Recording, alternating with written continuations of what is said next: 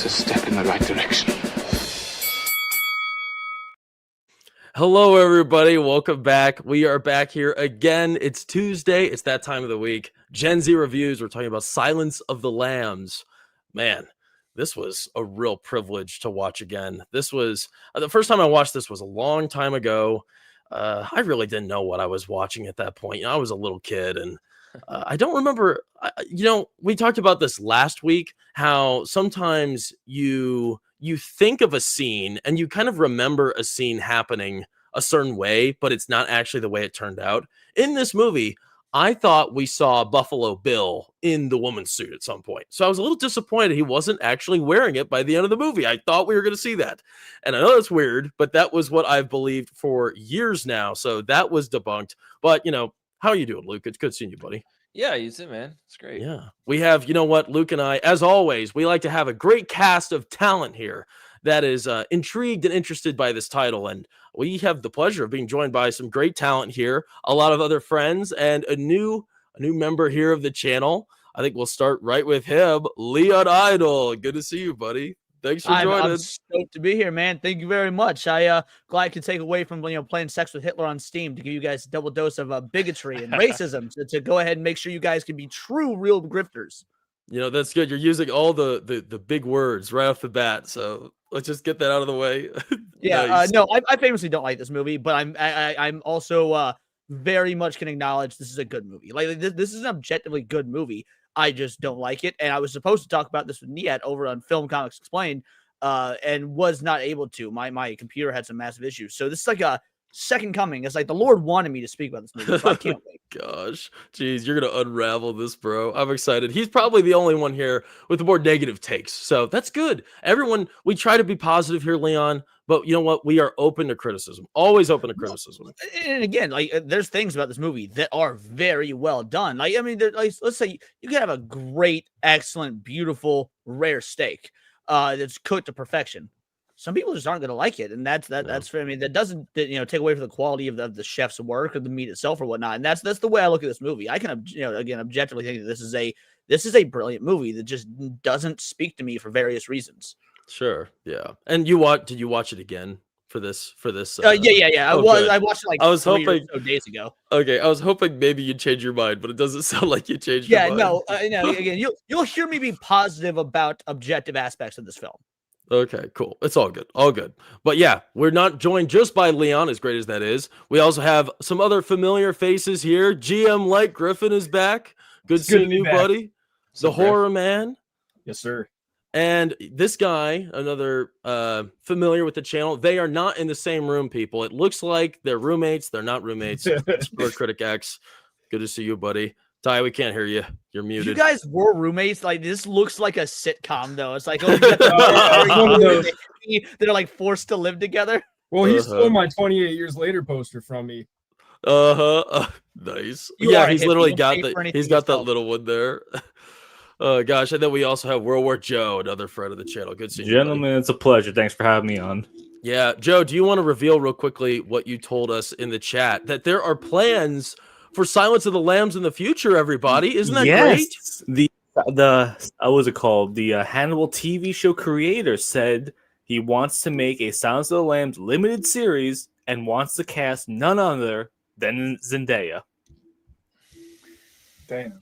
Yeah, I remember reading that. Right out of the room. I think that is the worst possible thing anyone could ever do with this. No. Not if you true. have You her could've as said Rachel Lecter would be worse. Wait, who'd you say? No, I said her as Hannibal Lecter would be worse.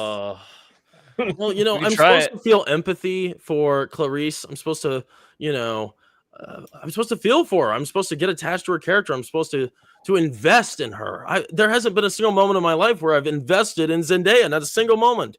And I think it's like, I want to like her, because I think we are stuck with so many terrible actors and actresses nowadays that you just kind of have to force yourself to like them, because I think we're not getting rid of them.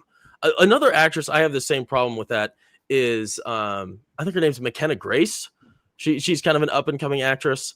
I know we're going to be seeing her way too much. What was she in? She's in that Regretting You. She was in the new Ghostbusters. The Twister movie? She's gonna be in FNAF too. I think she was fine Yeah. in Ghostbusters. So I will push back. I was invested in Zendaya in Challengers. So I was truly curious how Like, like you were.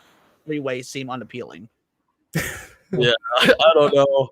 That was one of the big drawbacks for me. I'm like, Zendaya, Challengers, those ads, bro. Hell no. Especially with what they revealed later on in the movie. I didn't see it, but from what I've heard, I'm like, I'm good. I don't need Yeah, to. no, I didn't watch it. I have standards. No. But yeah, we're not talking about Zendaya today. This is, happy thoughts, happy times, everybody. We're talking about Silence of the Lambs. Now, if for whatever reason, viewers, if you guys haven't watched Silence of the Lambs, I think pretty much all of us could recommend it. I watched Red Dragon for the first time on Halloween night, and I was really impressed with it. My pops, he's been talking about it for the longest time. We sat down, we watched it, and I loved it. And he reminded me, based on his own opinion, that he always thought Silence of the Lambs was better. So that was saying a lot because I really enjoyed Red Dragon, and he was right. This is, wow, an instant classic. I'm so glad I got to rediscover this one. Barely watched it the first time, like I said earlier. But yeah, in case you don't know much about the story, we follow Jodie Foster, young Jodie Foster in here.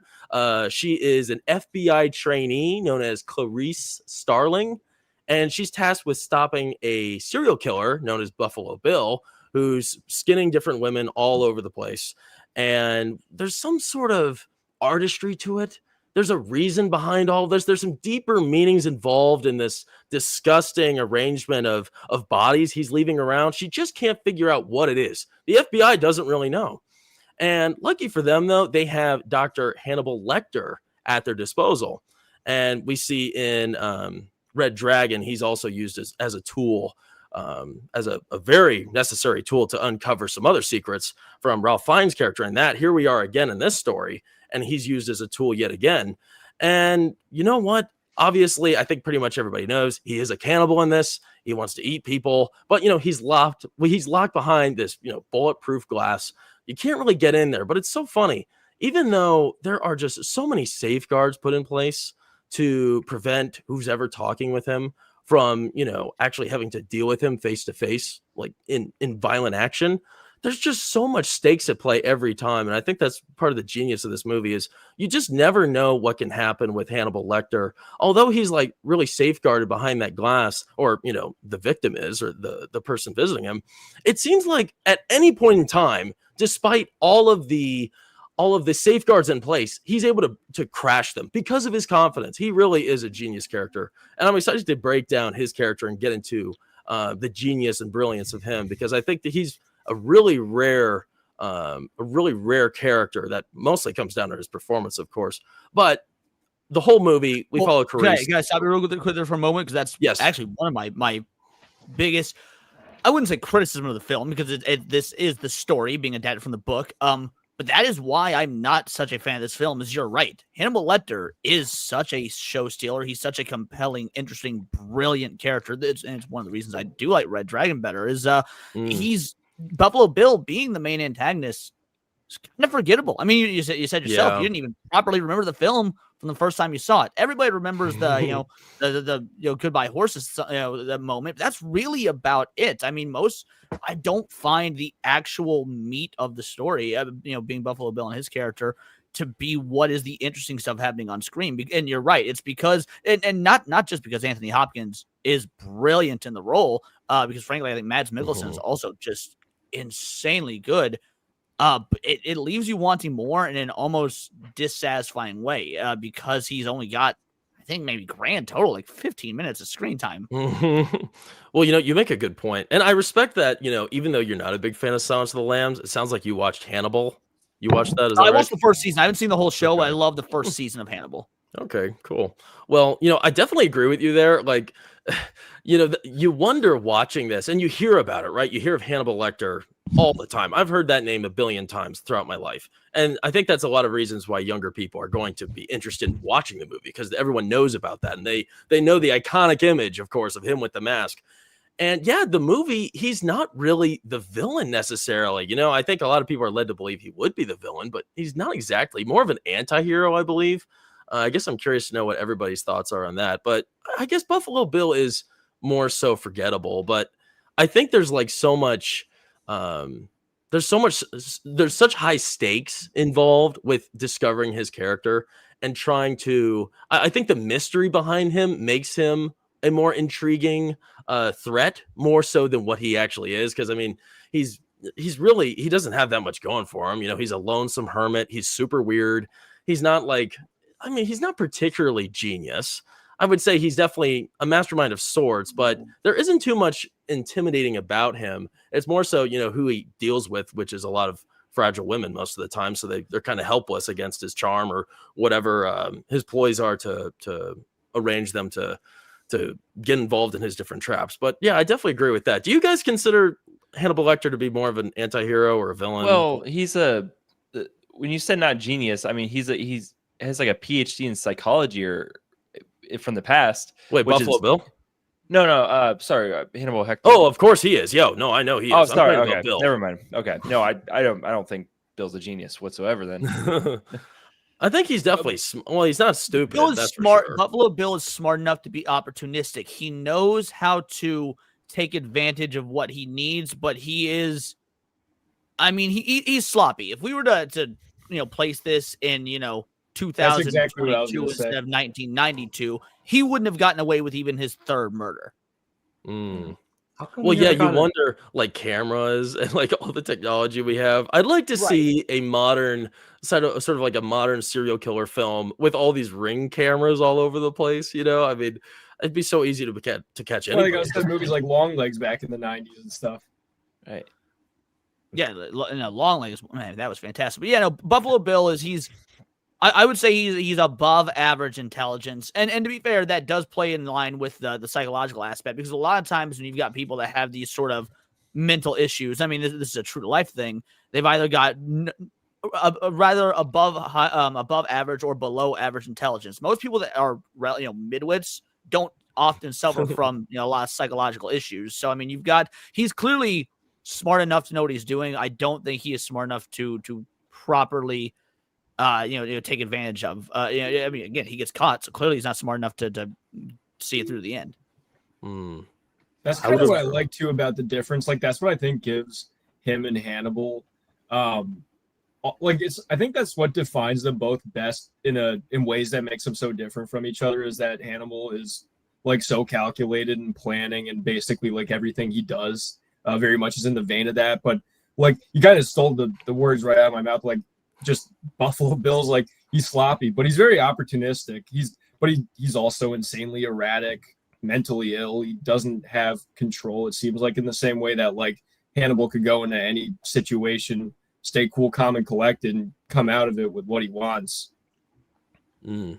Well, I mean, think about it. Some random senator's daughter that is his captive emotionally riles him.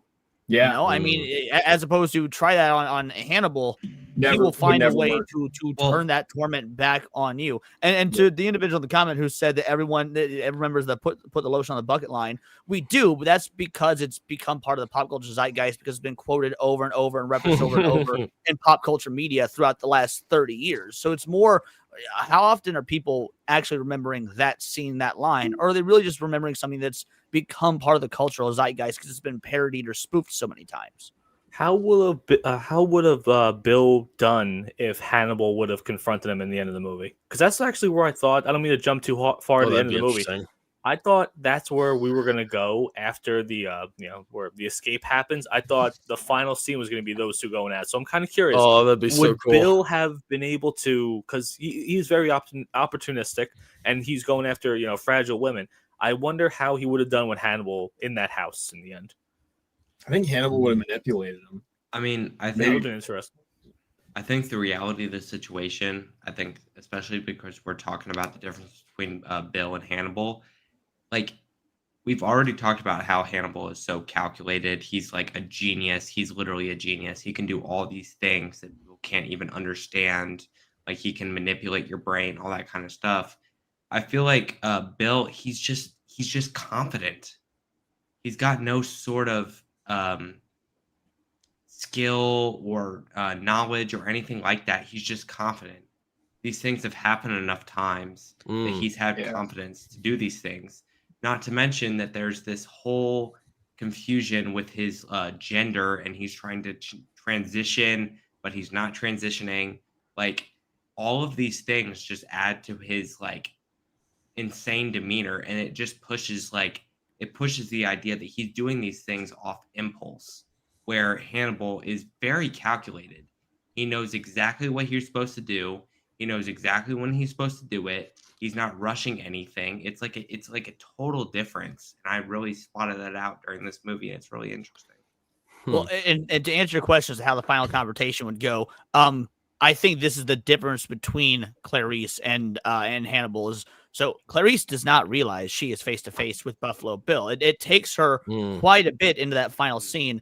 I think Hannibal would have known instantly. The moment that Bill answers the door, it's not the individual. I mean, first of all, Clarice wouldn't have caught Bill without Hannibal's help. Hannibal already has enough information based on his years upon years of psychology to have inside information, or at least very, very educated guesses about who Bill is, what he's doing, the whole nine. So I think when if Hannibal were to approach that woman's house and it's answered by Buffalo Bill, he would know. He's like, oh, the killer's here. So and from there wouldn't be much of a fight. I mean, the psychological manipulation would start right in there for Hannibal. Well, yeah, the two knew each other too to some degree. I guess Bill was one of his patients. Is that sort of what they revealed? I believe that's what I thought. Yeah, and I guess they must have had. He's a transvestite patient who like kind of went off the walls a little bit.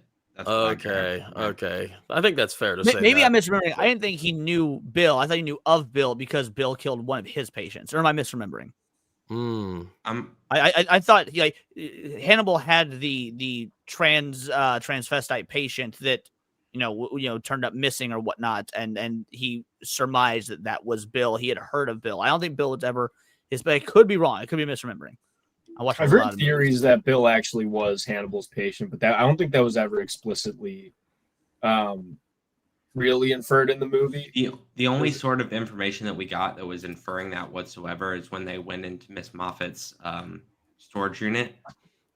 They were kind of trying to connect Hannibal Lecter and all that kind of stuff, but really all we saw in that storage unit is that Buffalo Bill was actually the killer. Like we really didn't get much of a. I wonder if the book covers that more. Maybe all we got was Hannibal Lecter didn't even know who cut his head off. That's a good point. He was sort of just storing it anyway. Right. He didn't necessarily tell us. He didn't necessarily know. But at the end of the day, we saw the transvestite head in the jar. So it's like we kind of can assume things. Yeah, that was a weird moment. I guess he sort of. It seemed like he pointed Clarice to check out that the store. Well, he didn't directly say go to the storage locker, but he gave her like a phrase. I have it written down somewhere. It was like a weird name. He gave her a name, which was I believe an anagram for a street name, if I recall. Is that what it was? It was an anagram for the storage unit. By the way, I'm vaping pineapple grapefruit. He was asking in the chat. Pineapple grapefruit menthol. It's just nicotine. I don't smoke weed. I love seeing when I so Leon and I we streamed together for the first time a few months, I don't know, maybe 2 months ago, and my gosh, he was smoking like a chimney in there.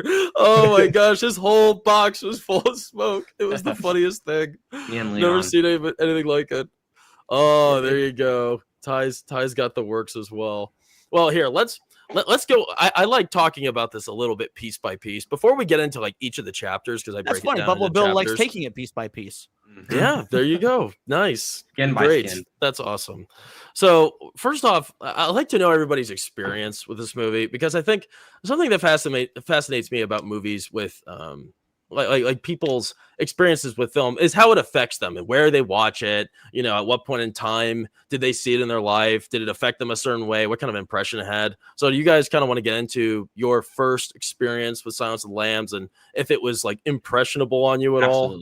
Absolutely. You want to start, Ty? Yeah. So I saw Silence of the Lambs for the first time when I was 13 years old. We had just moved into a new house. There was no furniture. There was nothing. We had a couch and a TV. And I remember watching this movie for the first time. And I'm going to be completely honest. I did not understand anything. Oh, sure. I was confused, scared, and intrigued all at the same time. Mhm. And since then, I've watched this movie probably 3 or 4 times. We watched it I think I watched it like 3 weeks ago before we watched it together. And when I was like being older, I was like, I understand all of the plot. I understand everything that's going on. I understand the conflict. I understand the fear. I understand the pain. It was just like, it was a huge transition from watching it when I was a child to like actually understanding it as a fully adult. Nice. Leon with a zinger. Sorry, it's gonna happen all night. I apologize. I don't know. Oh, you put down Ty. Look at him. That's cool. Nice, Ty. Anybody else got any good stories? Yeah, I watched it maybe when I was 10 years old, and I slept in my parents' bed probably for the next week after watching that thing. That scene where the police officers hung up in the jail cell, man, that is just infused in my brain forever. And it just, every time I watch the movie, I'm just brought back to being a little kid, scared out of my mind watching that thing. Did you have to sleep in their bed because you wet your bed? Oh no, I was afraid to, yeah. I was terrified, and my dad had to sleep on the couch because my mom was really mad at him that he allowed me to watch that. Oh man, that'll do it. What about you, Griffin? You got anything? I had like a misperception about the movie growing up because like obviously the Hannibal, the fava beans lines, like all that stuff about him that's so famous. And then like basically I think it was like I was 14 or something and my family got Netflix, so instead of like being limited to the DVDs that I finally had like just every movie I could ever want. So I finally watched Silence of the Lambs and I really dug it, but I think that I was taken, like, it wasn't exactly what I expected. So I guess I didn't connect with it as well the first time because like I was a bit younger. I didn't get into like the procedural aspect of it as much. And I just thought it would be like Texas Chainsaw Nightmare. Yeah. Like, I thought that Hannibal Lecter would be something that he's obviously not. And just watching it as an adult, I can appreciate it a lot more. Like, I really dig movies like this, like serial killer procedural, things like this. I actually do like Red Dragon more, Leon. So you're not. My man. But, nice. No, but I really appreciate that movie, this movie for that reason. And it's just, it watches different when you have the right expectations managed. But I literally thought I was watching like Michael Myers or Jason, like something like that with Hannibal. But so, yeah, like not that interesting of a story, I guess. But yeah. Oh, that's cool. Nice. What about you, Leon? This movie was really formative for me for a really fucked up reason. Oh no, what are we about to get into? Yeah, I was like 11 or 12, give or take. It was the summer between 5th and 6th grade. And I was staying the night with my, at the time, best friend Ethan. It was in the middle of the summer. His parents are gone. We have his whole place to ourselves. And you're at that age, 11 to 12. Oh no, this is so making me nervous, Leon. Me and Ethan, no worries. I promise. I've been doing YouTube for a while. I know how to tell the story. Don't worry. So me and Ethan, we're about 12 years old. We're like, okay, your parents are gone. Very Christian family. So we knew we weren't going to be able to find any porno, right? So we're like, let's see if we can find some radar movies and nudity. And so we're going through just like reading the backs. It's like, yes, this one's got nudity in it. Let's turn it on. And we watched it. And it was the very wrong kind of nudity. So after the movie was over, we needed to wipe our minds and went back to playing Ocarina of Time. Gosh. Life was different back then. Yeah, naked dead bodies on an autopsy table. Nice. Though, wait, I think we just lost Ty. That's sad. You scared him off. Nice work, Leon. It's all good. Real quick, while he's gone, let's say hi to the chat. Good story. That's funny. I feel like those ratings are so like misleading a lot of the time. Like you really don't, if you don't look into it, you really don't know what you're in for. It doesn't really make much sense. I was restless. We had no idea what we were in for. But I to this day remember after the movie's over, me and Ethan are running in the game, running up the steps of Kakariko Village, being like, "What the hell did we just watch?" like, That's some scarred thank material. you, Zelda, for the cleanse. We all need a cleanse like that. This talk is by cleanse. Hopefully, one of nightmares at the end of the night. Oh, and there's Ty. Great. Let's say hi to everybody in the chat. Sin's Corner. Great to see you, Sin. Thanks for joining us. It is a great pick. I'm excited. And you have some raid members. Leon, thanks for yes, them good. here. I'm glad some came through. We had a hell of a Yeah. stream right before you show up. Right before we came over here. Awesome. Cool, man. The true Aztec warrior, Vital Idol raid. Nice. Same for Future Over You joining us. Got Little Miss Anonymous 8868 joining us from the Vital Idol raid. Pretty cool. Let's see. Rebel Rose is here. Good to see you again. Hey guys, this should be a good one. Hell yeah, you know it. We need to start calling this the education of Brawler. Yeah, you're right. Every week I learn something new, Rebel. Thanks to your peer pressure. Let's see. Cass Styles. Hi guys, excited for this one tonight. Hell yeah. Oh, Wilkie's here too. Good seeing you, Corey. Wilkie. Thanks for joining us. Proctophile's here monitoring the chat. Make sure nobody's too crazy. Good evening, folks. How are we doing tonight? We're doing good, man. Doing very good. Pleasure having you here. Boaca's back. The legendary Boaca 462. Gotta leave the reality of clearing rooms out of the equation for this movie, even for the time it was shot. Totally unbelievable. As a former cop, I made comments about that when I most recently watched it for Nia's show. Yeah. Oh, that's cool. Former cop. Dang. Yeah. Sweet. Yeah, I don't look like it, but believe it or not, at one point I was like clean cut and muscular and stuff like that. So I'm not just an old dirty hippie now. How long were you a cop? Not very long, only a few months. I was really bad at it. I started at about the 3-month mark and thought, this isn't for me. At least you tried. That's respectable. I tried. Oh gosh. You know, it's funny Boca mentions that because I feel like that was it was something that was sort of built to in the very end, like the clearing the rooms. That was something that stuck with me right from the beginning was, Clarice, she's really competent right off the bat and, likable, competent, smart. She's not, at least to me, she didn't seem easily manipulative. And the one thing that it seemed was one of her big problems was clearing those rooms, right? She failed right off the bat. We didn't see her fail much, even with Hector, at least not initially. And then in the end, like when she's clearing the rooms in Buffalo Bill's house, I thought back to the training she had. And I kind of thought of that final sequence as like, a job well done. Like she passed the training. This was her final test. Exactly what I thought. So, yeah. Who mentioned long legs earlier? Because I don't know if you remember Yep. it, but like that was one of my biggest issues. I liked long legs. I liked it a lot. Everyone loved it. I gave it like a solid 7 out of 10. And from the opening scene, she doesn't properly clear the room, so it's literally her fault. Her partner dies, and it's never addressed in the movie, and it pissed me off so much. And I was talking with Vex Electronica and whatnot, and then she was trying to justify. I was like, "No, you're an FBI agent. This isn't just the same as like being a cop. You're an FBI agent. That means you've been through rigorous training. You would know to clear the fucking room. It took me out. It ruined the immersion within the first 20 minutes. But I do really like long legs. I genuinely think that the idea, like in the opening credits where Clarice is like running through her like training or whatever the hell she's doing, and then like she's running through her operation training or like whatever she's doing, she seems to drop the ball multiple times. But then in the climax of the scene, she's perfect.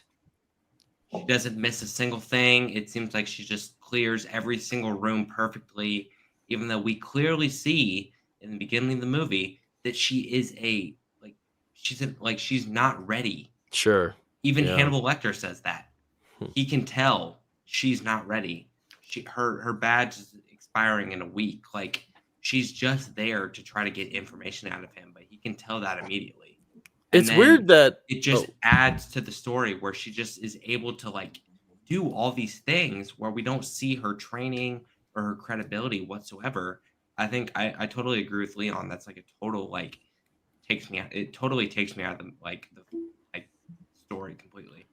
Well, something right off the bat, when she has her first interaction with Hannibal, she speaks with I think it's the police chief or like it was like her boss. I believe it was either the boss or it was the other Dr. Koshidal or something like that, the douchebag.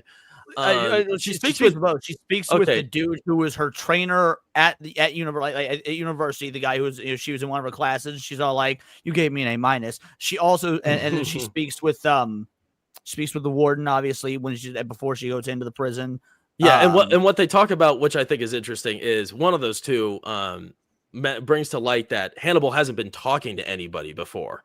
And he'd be surprised if she was even able to get like a, just reconnaissance, just looking at the room he had and see how things had changed since the last person was there. And I guess I'm kind of wondering what you guys think. Why do you think he was so receptive to speaking with her?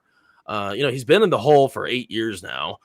Ty, I know you had the timeline. Do you remember? Do you know by chance off the top of your head the timeline between this and Red Dragon?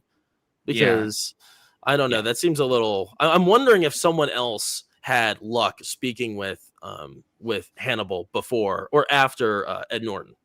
So, to my knowledge, and this is not me like confirming anything because I'm not completely confident on it, but in my opinion and what I've like read about and researched, Red Dragon, like it happens almost 5 years after.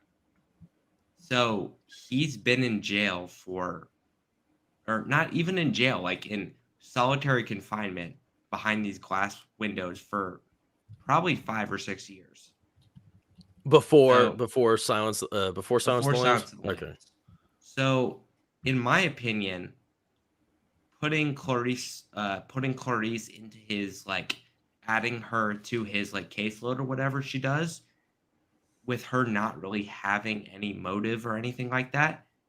In my opinion, I think that he was just like playing into this because he had not seen a woman in over 7 years. And I think it's so that simple. I just think saying, I think that's agree. it. I think that he's more like interested in talking to a woman than a man. And I think that's it. Like I think He that's might have it. also taken He's- like the angle of him being like a teacher for her too, because she's still like in training and she doesn't know the climate as well, I guess, as somebody that's been through the experience, graduated from the It might program. it might also be that he knows that he can. I mean, he's a literal genius. Mhm. He's like a super genius. He probably understands that he can manipulate her a lot more than he can manipulate anybody else. That's And how we I see saw. that. Like it's Like like when you play he gets Jenga, her you to feel say the so soft many block. things that she would never say to anybody else about the lambs, about her father, about the foster care. Like True. Well, the thing is, it's a roll of the dice. So no matter what, you need a woman. Hannibal has not spoken to a woman in 7 to 8 years. So the person that interviews him needs to be a woman. Now, at this point, the FBI bro, he rolls the dice. I can either go with somebody experienced who's a female, or I can go with somebody who's inexperienced. There's pros and cons to that. The con to use the pros of someone who's experienced is obviously they know what they're doing. That's also equally a con because they go in acting like a cop, acting like someone knows what they're doing. Hannibal's going to sniff that out because, he is such a psychological wonder. As opposed to if you use a trainee, okay, she might stumble and she might fuck up, but she's also going to be harder for Hannibal to, at least in theory, get his claws into because she doesn't have the jaded knowledge of years of this sort of psychological police work. So, I mean, using Clarice is a massive roll of the dice, and it's one that does work out in their favor. I mean, homie, Coach Shep or whatever his name is, makes the right call. and Yeah, it kind of makes her like a softer, like a moving target, whereas like a more experienced cop like could have been more rigid, which I think he would have either stonewalled or I guess just would have made it kind of easier for him to figure out. Well, So- I think that a very big part of this, and I don't know if anybody remembers this part, I definitely do, but she went the first time that she sees Hannibal Lecter, she's doing a really great job. She's being courteous, like he says, she's accepting courtesy, all these kind of things. And then she just tries to force this like pamphlet or this like survey into his box. And he's like, he notices that immediately. He's like, you were doing so well. You were respecting me. You were respecting courtesy. Like he can tell that she's a trainee. Like I don't know if there would be a difference between a trainee or like an actual like FBI agent.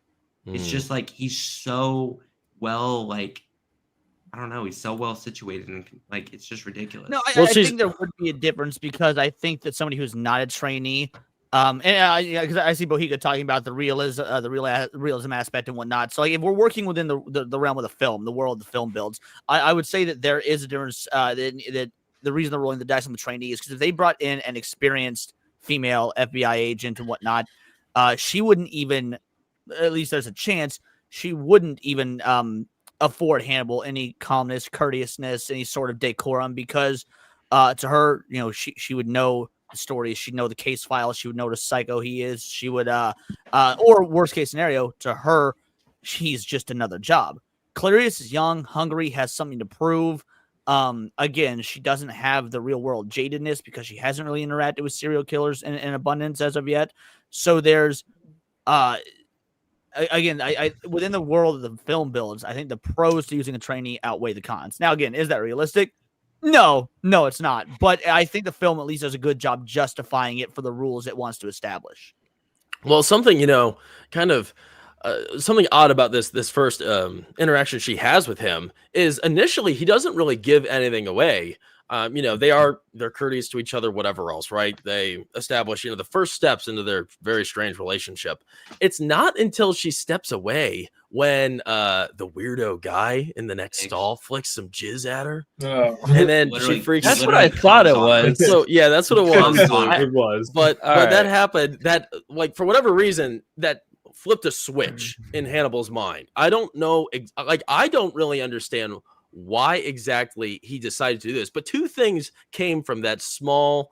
You say why he decided to do this? catastrophe. You mean the weirdo guy? Why he decided Yes. to do it? Well, no. it's- So it's two the things. indecent- It's the fact of indecency. Wait, here, let me get to this real quick. So two things come from this. One, Hannibal calls her back in and he reveals a big clue, the first stepping stone to figuring out who Buffalo Bill is. And that's when we were talking about, he gives her the weird anagram. I think that's what you said. If I anagram. remember right, it's an anagram. Yes, Yeah. the anagram. And that was a pivotal first step to figure out who that was. If this did not happen, that may not have ever come onto the plate. And then second, for whatever reason, he convinces that guy to swallow his own tongue and he dies. Like, those are two major things that happen from this small little situation. And I'm kind of wondering why you think he changed his mind in that last moment because of that. So, have you strange seen the Hannibal show out of choice. curiosity? No. Are you familiar with like the character? Okay, so Hannibal is a character. Like he may be a serial killer who eats people, but he is very, very professional. He is very big on professional courtesy. I mean, he is a world-renowned psychologist, and even when he is, so prior to him being found out as a serial killer, he is a psychologist for various police departments, FBI, the whole nine, and he assists them in solving cases. He is a consultant for stuff that the cops and the FBI can't resolve. And so he takes great pride in his professional decorum.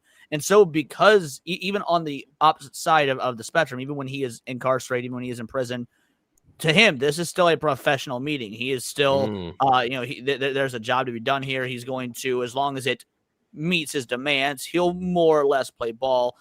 She broke his demands by being discourteous, by being rude and whatnot. However, the act of this man's discourteousness, the weirdo, that is something that is, it's of the utmost distaste to a very professional individual who takes pride in work like Hannibal. And that's, again, you see a lot of, because if you watch Hannibal, the series, because I've never read the books, to be fair, I'm going off my knowledge of the show and of the other movies. But if you watch the book, if you watch the show, all that first season is Hannibal when he's still working with the cops. So you see a very different side of him. And so if you watch that, then watch this movie, the characters are it makes perfect sense. It's a very well fleshed out character.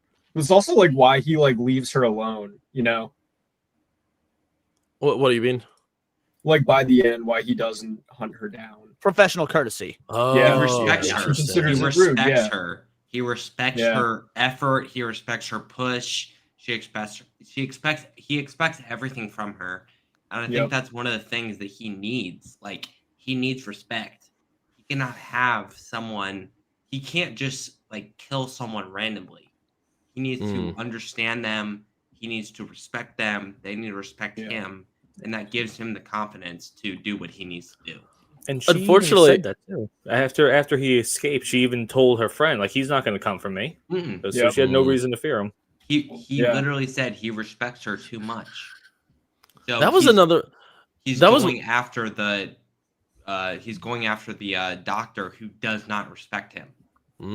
Yeah. That's interesting. That was always a worry for me watching this again. I always thought in the end he went back to haunt her, and I thought she killed him, but obviously that doesn't happen.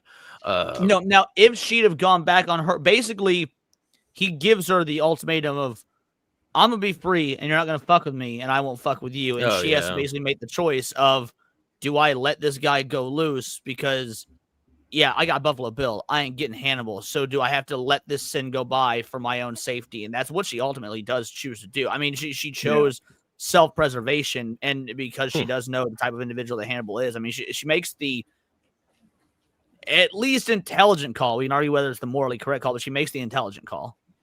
That's interesting. Huh. Yeah, I didn't really think of it that way. I guess I thought, in that final interaction, he kind of says, even if you tried to track my phone right now, I would be hung up by the time you got the chance. So I guess I never thought of it that way, as more of like she was just preserving herself in that moment. I guess I could kind of see either way that could have went off. Thinking about again, it's a very smart movie, despite the fact that I don't like it. It's a very smart movie. I will give credit where it's due. This is like, I hate to say it, it's such a modern interpretation, such a modern view. I feel like what I deemed the case to be, which is so modern, is that when he was young, he found himself in a similar place that she's been in, where, an uninvited, disgusting act like that caused him to get upset. And he was sort of looking back and having pity on her as seeing her in his own shoes from when he was younger. And that's like such a modern trope. I'm so sick of that happening. And here I am thinking that's the reason seeing her why in his happened. own shoes isn't necessarily far off, because like he does recognize the potential in her as a what are they called? A profile. I mean, a psychologist is basically a profile at the end of the day, and Sure. so he sees potential in her that's that's obviously probably not on part of the zone because he's very narcissistic. However, there is a respect for you could be good at what I do, not necessarily the killing part, but the psychoanalyzing aspect and whatnot. So I mean, you're not far off to seeing her in his shoes, sort of thing. That's kind of like too, like what I like a bit better about Red Dragon is some of the aspects of like. It feels like Hannibal gets some pushback in that movie, whereas like he's you see flashes of it sometimes in Silence of the Lambs, but like I love the part, and not to get off track with Red Dragons, but I love when Edward Norton kind of like explains to him like you have limitations to what you can do because you're insane, and that obviously creates. Well, also Ed Norton's character in Red Dragon isn't the. I mean, I don't know if I would call Clarice an intellectual or not, but I would say that she is a smarter, like intelligence wise, she's a higher IQ individual than Ed Norton's character, I would argue. And so he's Hannibal by default doesn't respect him as much. Yeah. Wow. That's saying a lot. I always thought Ed Norton was kind of one of those ultra brilliant men. Yeah, I was trying to find a way to say that didn't make it sound dumb. He's not dumb. He's not dumb by any sense. He's an excellent. He's excellent at his job. He's the one who caught Hannibal. He's a smarter character. Yeah, that's the thing. He caught Hannibal. I mean, that was pretty big. But yeah, I guess you just kind of weigh their captures, right? Two totally different situations. Yeah, it's like situationally different, but like, yeah. Interesting. Like, yes, somebody that has an IQ of 140 at 18 is smarter than somebody who has an IQ of, let's say, 130 at 35. But the person at 35 obviously has more wisdom, more real world experience. That's how I would denote the two. I think that Norton's character is wiser. I don't think he's necessarily more intelligent in a book smart way than Clarice is. Yeah. And she probably is more like maybe emotionally intelligent, I guess, than Edward Norton's character, but I think that he has some like let's not go too far. Yeah. What'd you say, Sarge? Man, Leon. I always like Leon's always got good stuff to say. Yeah, he does. He butts right in there, and he's like, "No, I talk." That's good. It was just for a dumb joke. You said she was more emotionally intelligent. A woman. Let's not go too far. I didn't mean to profile. So I want to go back to another chapter in this story, because we already talked about the revelation that there is a connection between Hannibal Lecter and I keep wanting to call him something else, Buffalo Bill. So right after those, she makes that connection, Clarice. We fast forward a little bit to another discovery that the FBI has made. They find one of those corpses, and lodged within her neck is a moth cocoon. It's really gross. and Clarice has that analyzed.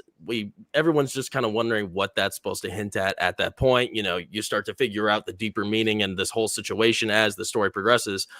But this is sort of a kind of a lead into something that I found really interesting about this movie. There's one sequence where it's not graphic at all, but it really stands out to me as one of the more disturbing entries in the whole movie.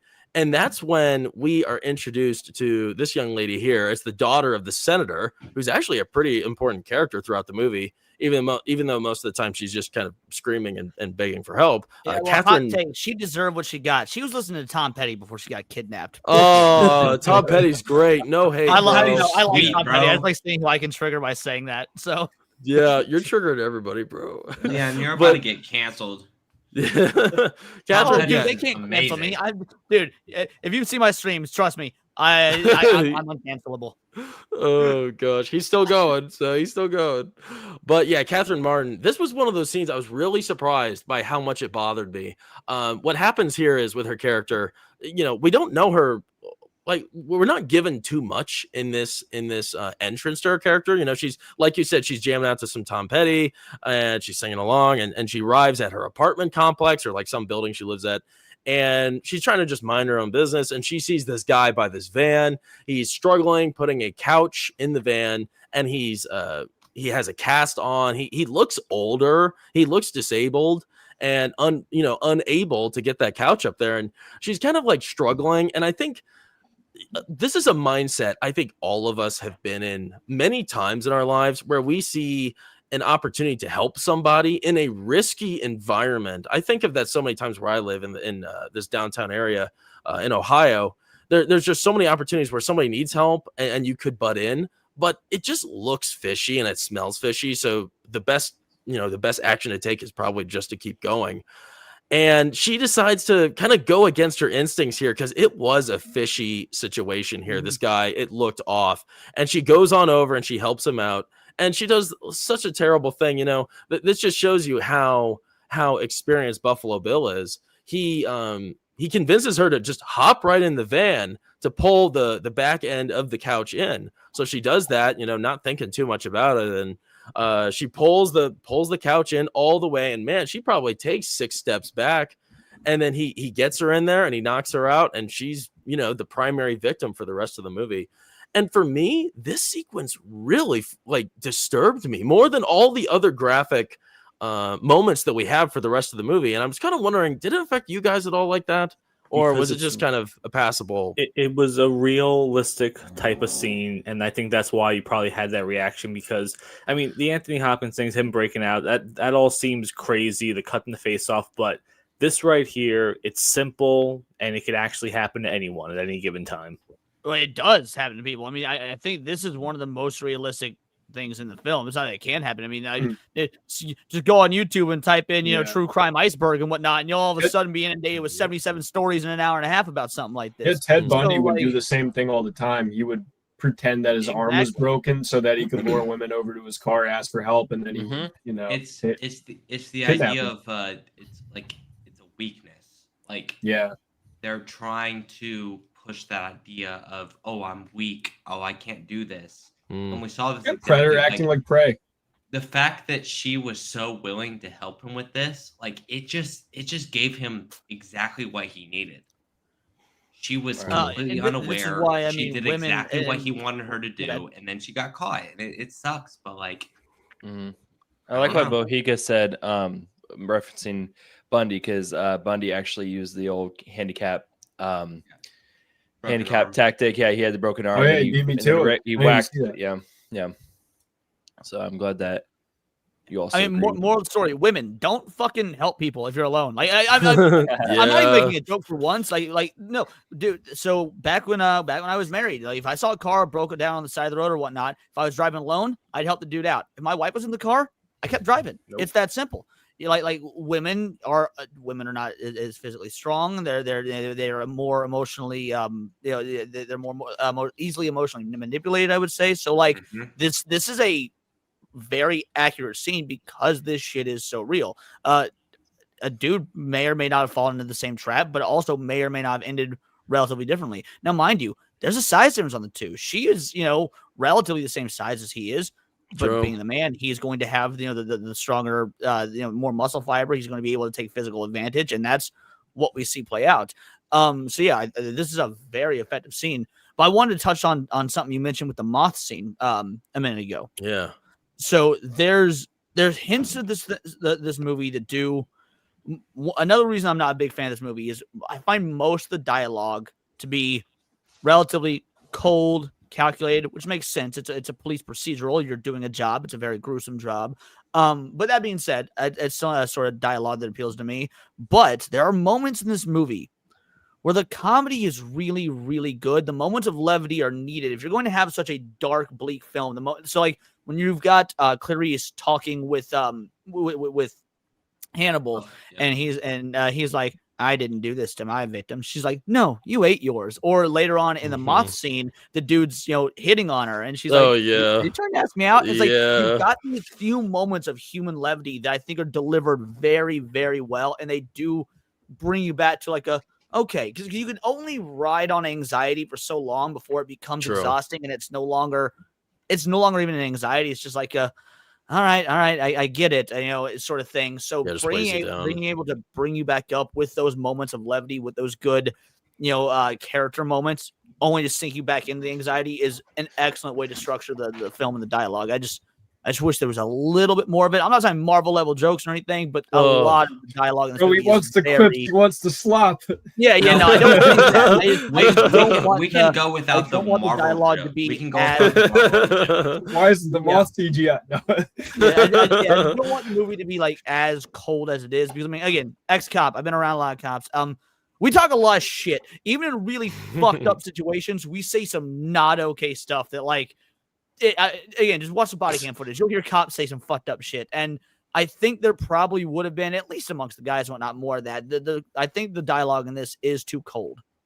Well, something that I think you kind of lightly mentioned earlier is that everything seems like too smart, almost like everything just lines up pretty well throughout the movie, and I think everything. I love this movie, and I loved this series of events, but everything did just kind of weave into each other, kind of perfectly. And I think Too perfect. yeah, maybe that's like a little something I could kind of take away. It didn't seem like there was much failure involved with this, Right? because they eventually got to the climax or the conclusion that they wanted. Everyone got home safe. And Buffalo Bill was taken out. I mean, what's his face? Hannibal Lecter, he escaped, but everything went pretty smoothly overall. I guess that I think it's more the movie is more interested in trying to have you solve the mystery than it is giving like stakes, compelling character moments, and whatnot. And it's a problem that whodunits kind of fall into. Not that this is a whodunit, but it's still a mystery movie, and so it needs to build up the mystery. I think it sacrifices stakes to do that, even probably unintended, but even so. Well, that's the thing is like I think that that's kind of like the opposite. Like I liked it because I think it's such a tight script, but that does sacrifice some of that stuff that you guys talked about, like the stakes and maybe those more human elements, but. That's what I really honestly dug about it, though. Let's get into this. What I believe is probably the most interesting setting in the whole film is Buffalo Bill's lair, his house. My gosh, is this place freaky? We see poor Catherine. She's taken there, and for the rest of the movie, she's held hostage, and she's at the bottom of a well the whole time. And that's of course where you get the classic scene with the lotion, him putting that down there and him, mouthing the line on your skin, or else Yeah, you of get course. the hose again. Yeah, exactly. Well, Ty's memorized that line after repetition. But yeah, I think this was such a it's a haunting atmosphere.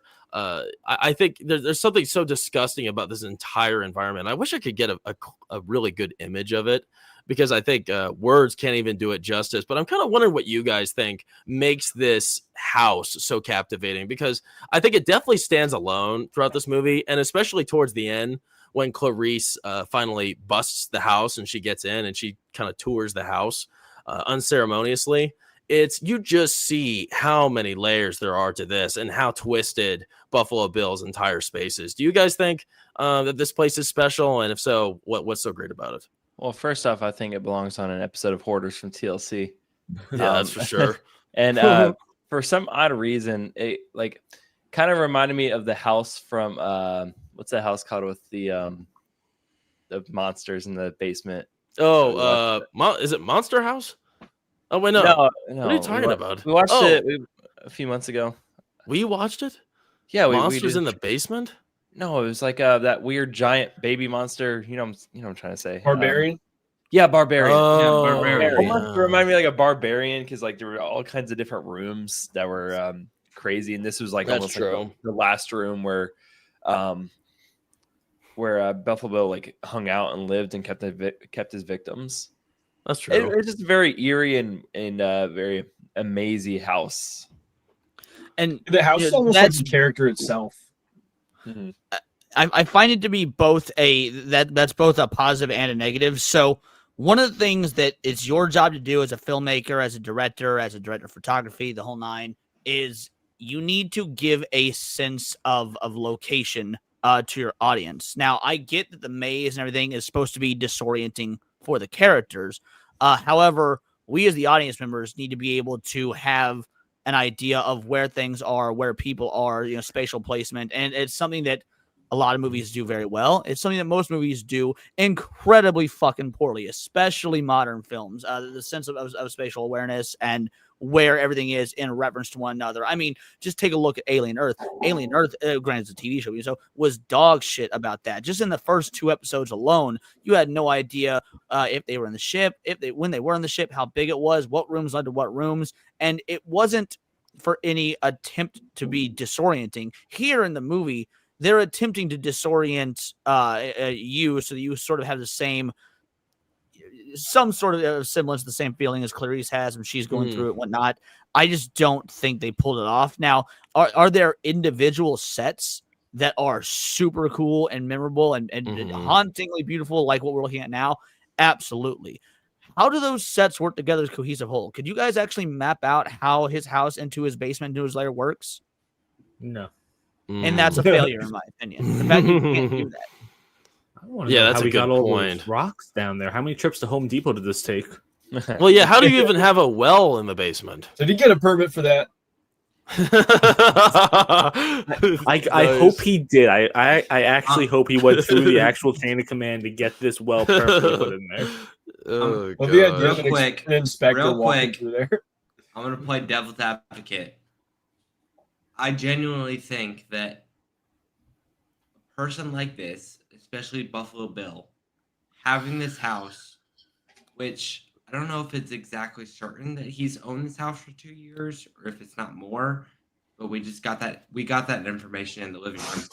But it seems like he should have, like, if this is his house, he should have the ability to kind of booby trap it or like whatever he did. Like, this is his house. He knows it more than you do. And Well, I don't think he ever expected anybody to bust him. I was Right, just going to but, say like, that he's been in when we control. see him with the night vision goggles? on. Yeah, and the night vision goggles. Like, he has so much confidence that he's just following her. He's just following her. And then he takes so long to cock his gun because he has so much confidence that she can't see him. And I then want to she get to that kills him. later. I mean, I I don't remember. want to. Yeah. No. That's a good point, though. I definitely want to talk about that later because I think that's a compelling conversation to be had. I think something I really liked about the setting was, this is gonna sound weird, but I think the atmosphere is just interesting, and it's created by the echoing screams from the well is such an interesting. I don't want to say sensation, but just an interesting effect. The way it echoes throughout the room, and then you also have all of these different rooms with at first are hidden, they're dark, and they're covered by disgusting decaying doors. But when Clarice is in there, I do like that. When she's venturing throughout the space, you learn more about his character in each one of these rooms. I think it is almost, I could definitely see how that could be sort of a cheap trick to break down his character a little more. But for me, I enjoyed that aspect. I think it was clever storytelling that it wasn't directly told to us that he was this person or he did this, that we actually got to see it. So that was cool. But at the same time, I could see how there could be nitpicks with that. I also, something that I was happy to see fleshed out pretty well in this was the moths. I was very intrigued by his obsession with the moths, right? Not even any lambs. Well,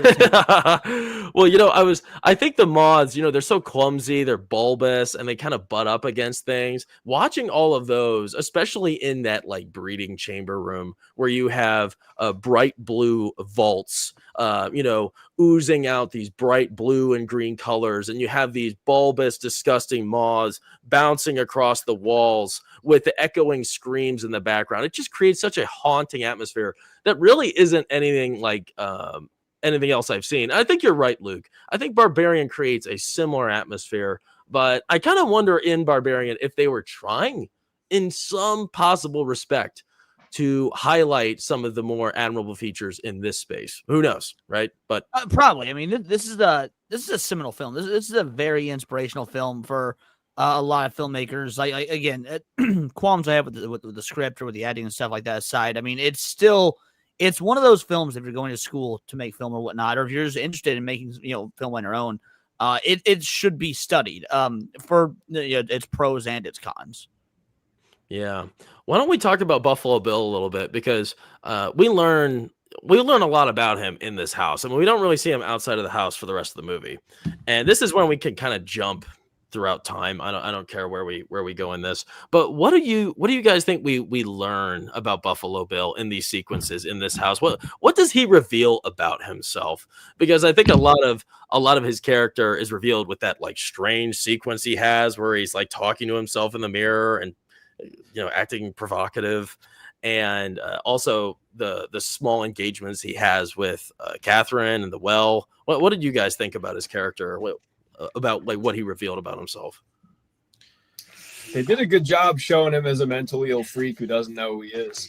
Very lonely guy. That's what I was gonna get at. What lack of women does to a guy. Have you ever looked at yourself in the mirror like that, Griffin? Oh yeah, all the time. How did I know you were gonna say something like that? I know. Come on, hit him with a zinger. Guys, have you seen my basement? I have my own well. We've all done it. Nice.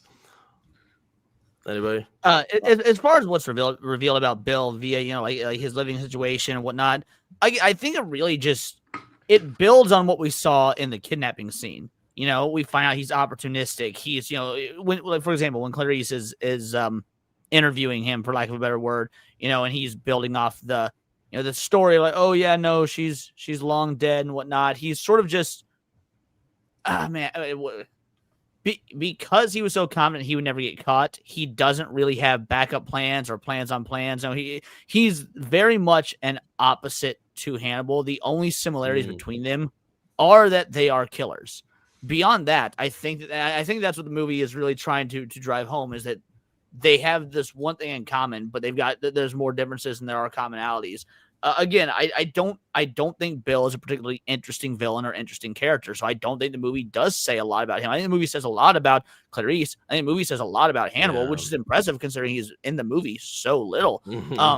But like, I don't think the movie says a lot about Buffalo Bill. And now I think the actor brought a lot to it, because the things that are memorable because of his very weird performance, which is the sort of performance you need. And I think the writing for the character is relatively smart on the, like, he's not, he's not a tranny. He's somebody who thinks he is, but he's not. And that's even more psychologically, there's even more layers to that, because not only is he not what he thinks he is, not only is he's not going to become what he thinks he wants to become, because that's not actually the problem that's wrong with him. There's an underlying issue, and they make a point to point that out several times throughout the film, is that, like, transsexuals exist. He's not one. He thinks he is, which speaks to an even deeper psychological issue. And but I just think the movie failed to deliver much on Buffalo Bill. And as much as I hate to say it, I just don't think there's a lot, at least in my opinion, to really break down about him, because he's a pretty thin character. Well, I think another thing he kind of has in common with Hannibal Lecter is, like, from my interpretation, I am an artist, And there's inklings about his character that makes me think he's trying to be an artist, like how I don't know, I think he values his craft, what he's doing, and he Other than respects that, his like the sewing and process. stuff. Yes. Yeah, and I think, of course, Hannibal's the same way. The thing is, Hannibal is an artist, literally. I mean, you see him draw and use charcoal to create these beautiful prints, right? But I don't actually, well, other than the scene where he hangs up the one cop in Red Dragon and this, I don't really consider his violent acts to be artful exactly, except the one where he hangs up the cop.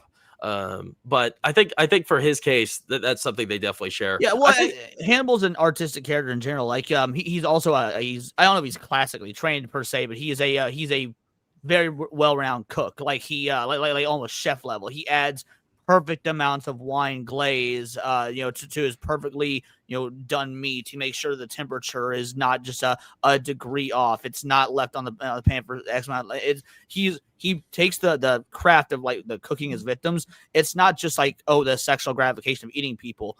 He wants to make sure the lettuce is just proper, and any sort of like homemade dressing he made is done to the proper specification. So like there's even artistry in his cooking.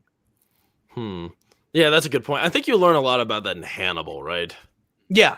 Okay. See, I highly recommend the show. Talking about, gosh, movie too. Something I always avoid talking about. I don't like cannibal crap. I don't want to see. I don't want to talk about it. We're not watching that. I don't want to see it. That. I don't want to talk about it. And here we are. We're talking about this. And we're not watching that. When it comes to We're talking about the goat Cannibal. I know.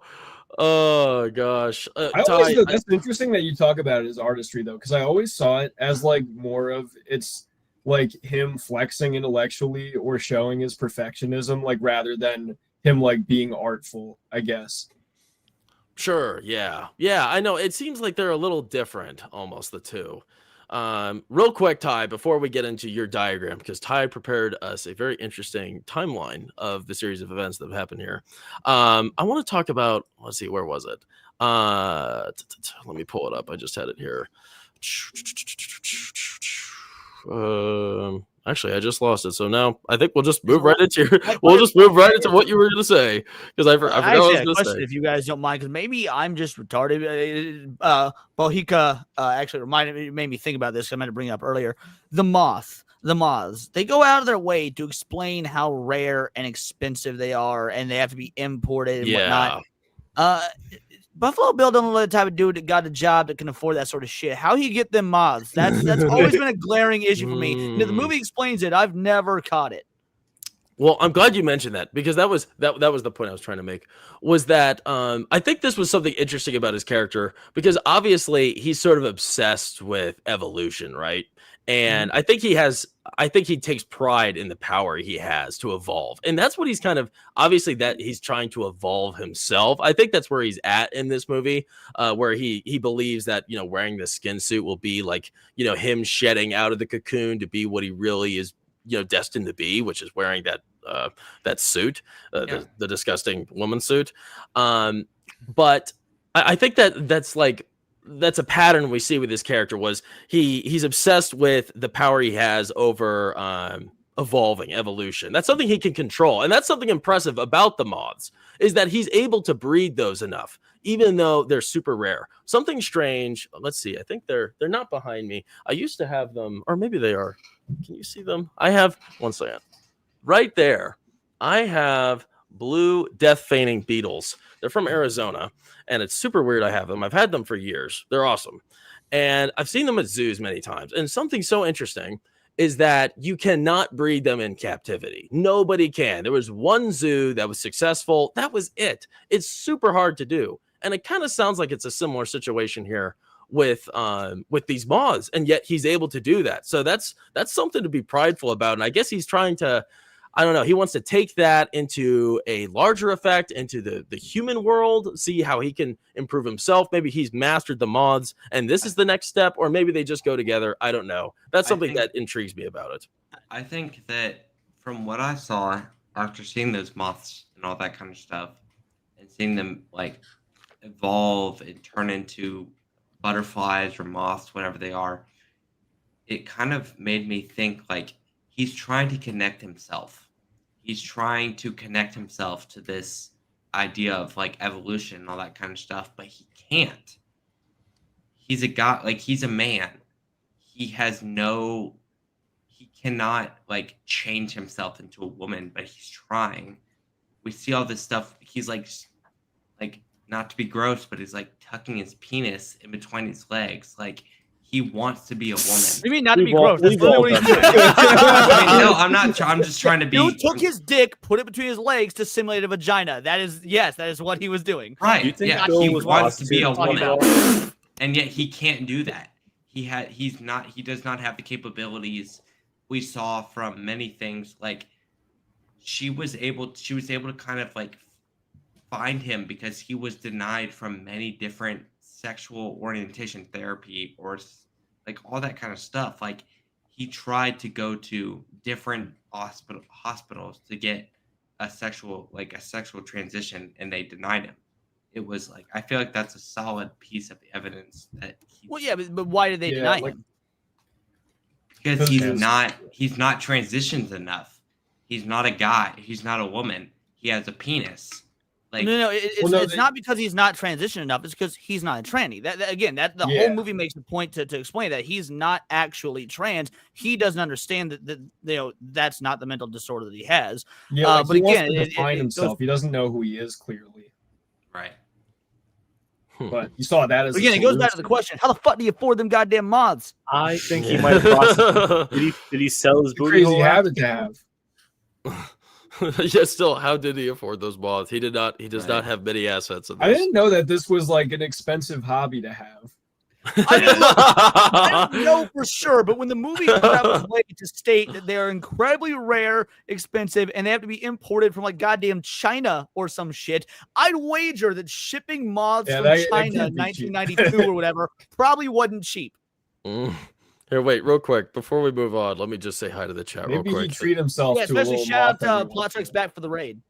Oh, there we go. Thanks, buddy. Good seeing you. Yeah, I'm wondering what's up with all these weird.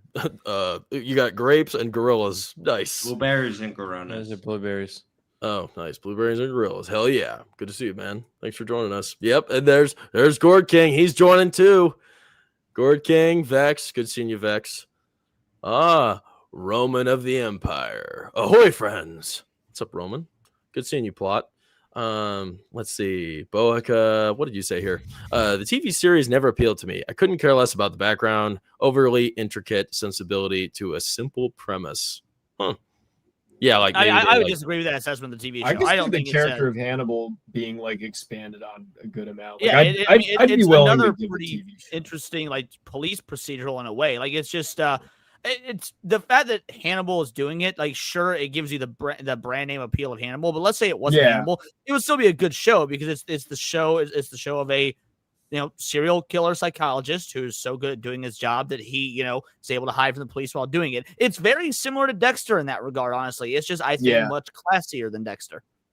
Interesting. Oh, don't diss Dexter. I haven't watched. I have no interest in Dexter. There's something think it's about it so that just good. scares me off. Wait, they made didn't he die and then he's back again? Yeah. On another night. Let's not even get into the new Dexter stuff. Let's just not get into it. All right, Ty. That's You know what? crazy.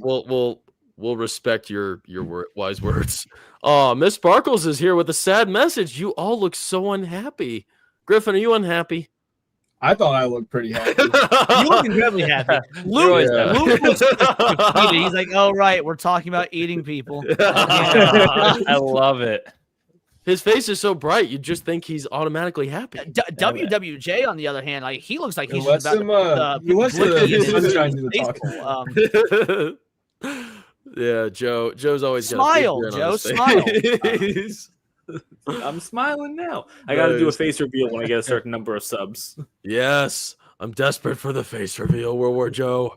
Bohiga, Mindhunters isn't given more credibility. So people that watch Mindhunters love Mindhunters. The problem is Mindhunters didn't get a lot of viewership and it was quite expensive to make. Mindhunters is fantastic and it's got a cult following. But yeah, Netflix didn't renew it because unfortunately it just didn't bring in the money. The Hannibal show was the same way, by the way, incredibly expensive. I mean, the show was on FX and it had Mads Mikkelsen as the starring role. It got canceled after 3 seasons. It's actually very similar to Mindhunter in that regard.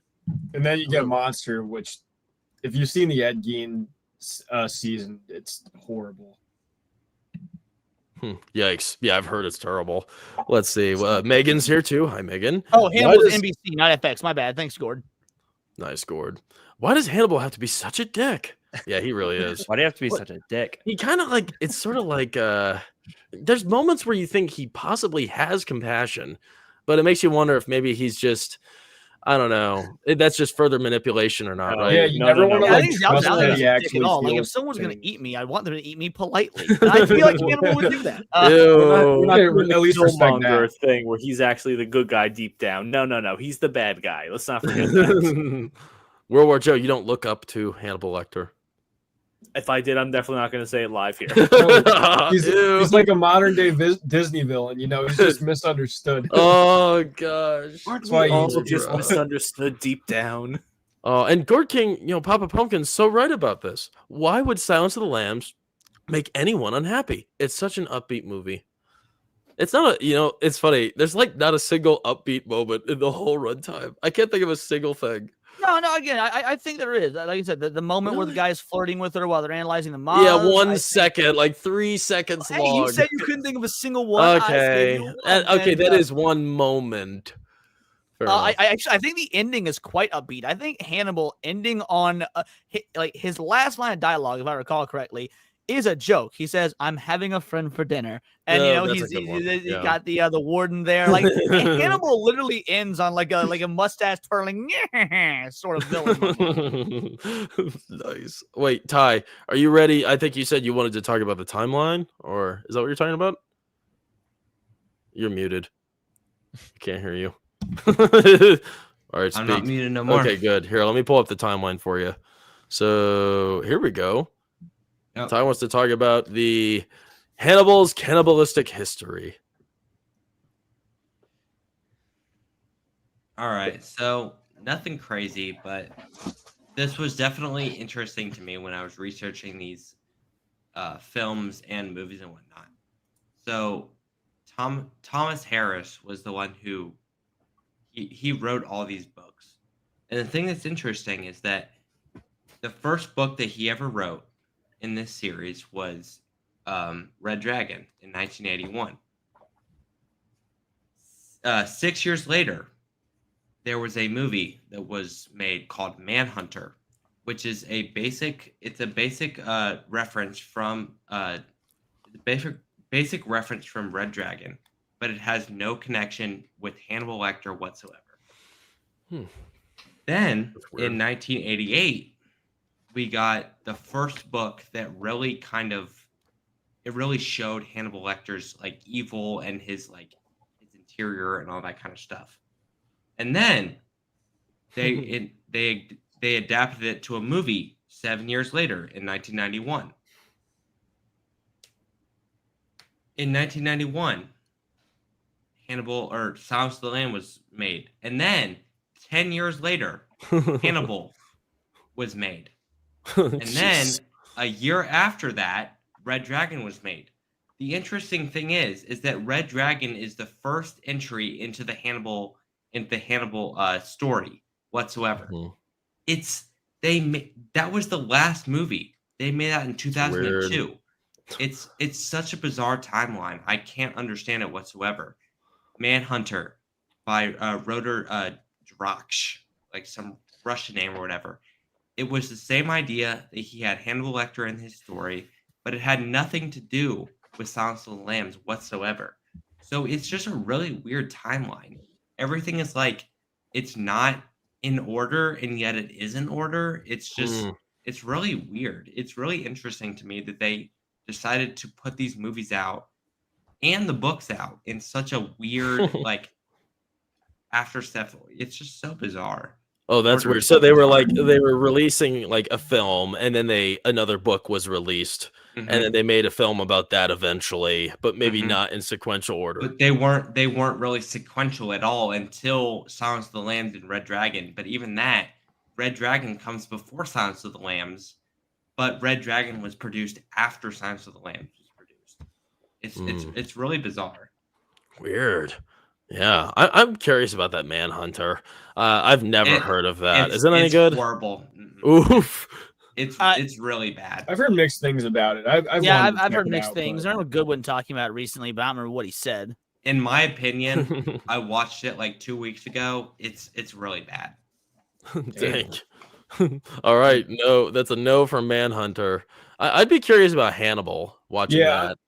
I've heard it's, like, Hannibal's just the not weakest nearly of the as three. good, but Between still. Silence of the Lambs, Red Dragon, and Hannibal's the weakest of the three. Oh, that's sad. That's What were why you I've gonna say, heard. That's Griffin? why I think I've never checked it out. Dang, that's And then disappointing. the Hannibal prequel movie, Hannibal Rising. Gosh, just wait for it. Joe said earlier, don't worry, we're gonna get a new adaptation. Zendaya, great. But Just who's what going we to be need. Hannibal then? Well, thankfully, that's not actually. I mean, that's not confirmed. So the guy that made the Hannibal Jonathan show said Majors he is, yeah, Hannibal. he wants to do that. But the reason that Hannibal doesn't cover the Silence of the Lambs story is because that's the one story that's in like rights hell with other rights holders and whatnot. So there That's can't good. be, as it currently stands, unless that gets sorted out, there can't be any Silence of the Lambs adaptations right now. Good. That's interesting. That's music to my ears. Thank you Give for it time. clarifying.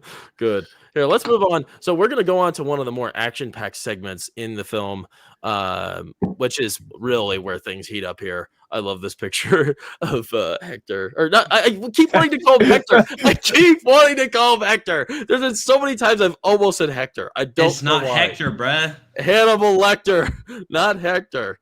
Jeez. Put a But sombrero on him now.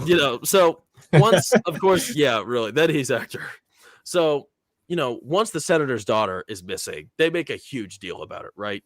And there is so much pressure on Clarice's shoulders, and she kind of puts on like this fake deal. She didn't really want to do it, but her superiors wanted her to try to sweeten the pot, kind of fake out Lecter into thinking that he's going to get all of these great perks if he unveils who Buffalo Bill is. And it kind of seems like he almost fell for it at first, but it falls flat pretty quickly. And while all this is happening in the background, Fun fact: do you remember where she says that they'll move him to? it was some island, wasn't it? Plum Island. Plum Island is a real place. Plum Island is an animal research testing facility a couple miles off the coast of New York City. It is one of the most restricted places in the country. If you set foot on there, you are going to immediately be barraged by men with guns telling you to get the fuck out. Look into the history of Plum Island. It is I don't want to say real life conspiracy theory because it's not a conspiracy theory whatsoever. I mean, it is where the U.S. basically makes its bioweapons. Oh, crap. So yeah, I just thought it was really cool because like back in 91 or 92 when this movie came out, people didn't know what the fuck Plum Island was. A lot's come out about Plum Island since. The place is terrifying. Why did they send him there? That sounds like a good place for him to be. If he's anywhere. Yeah, you get the next it's COVID. over. Accidentally murder him. Yeah, but so while all this is going on, I think he doesn't really fall for this. But one of the more scummier characters, his name is Dr. Chilton. I guess he's sort of the doctor involved. He sort of oversees Hannibal Lecter and all his his transfers, whatever else. He arranges to transfer Lecter to Memphis, Tennessee, to snitch on Bill's identity to the senator herself. So they go on this this elaborate trip, and he pretty much. He fakes her out and he insults her right to her face. It was pretty rough scene. I think this was sort of one of those moments where it didn't seem like he had any class because I guess I know he's not a compassionate character at all, but the way he talked down to the senator, it really seemed pretty tasteless, and it was kind of surprising seeing his character being this particularly rude in this situation because I don't think we've seen him at that level behaviorally before. So Chilton showed him the same lack of decorum that he so despises, and so to him, the senator, she's just a tool. He is the reason he's so cool, cruel and whatnot to her is to basically use her as a tool to ridicule Chilton. I mean, he's 100%. He wasted Chilton's time, money, resources on the line. You flew me out. You sent me down with this important person.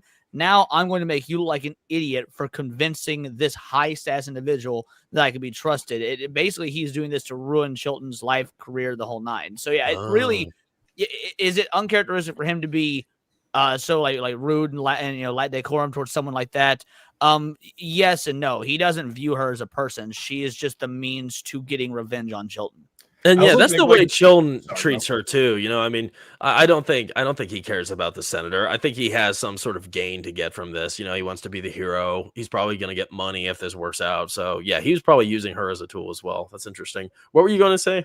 Just like I think that Hannibal is perfectly willing to like break decorum in situations where he could get pieces in a certain arrangement that benefits him. Like even if in moments it kind of violates like the core of like his character. It seems like he's like still fine with potentially like, especially if it's someone that he doesn't know or cares about or respects.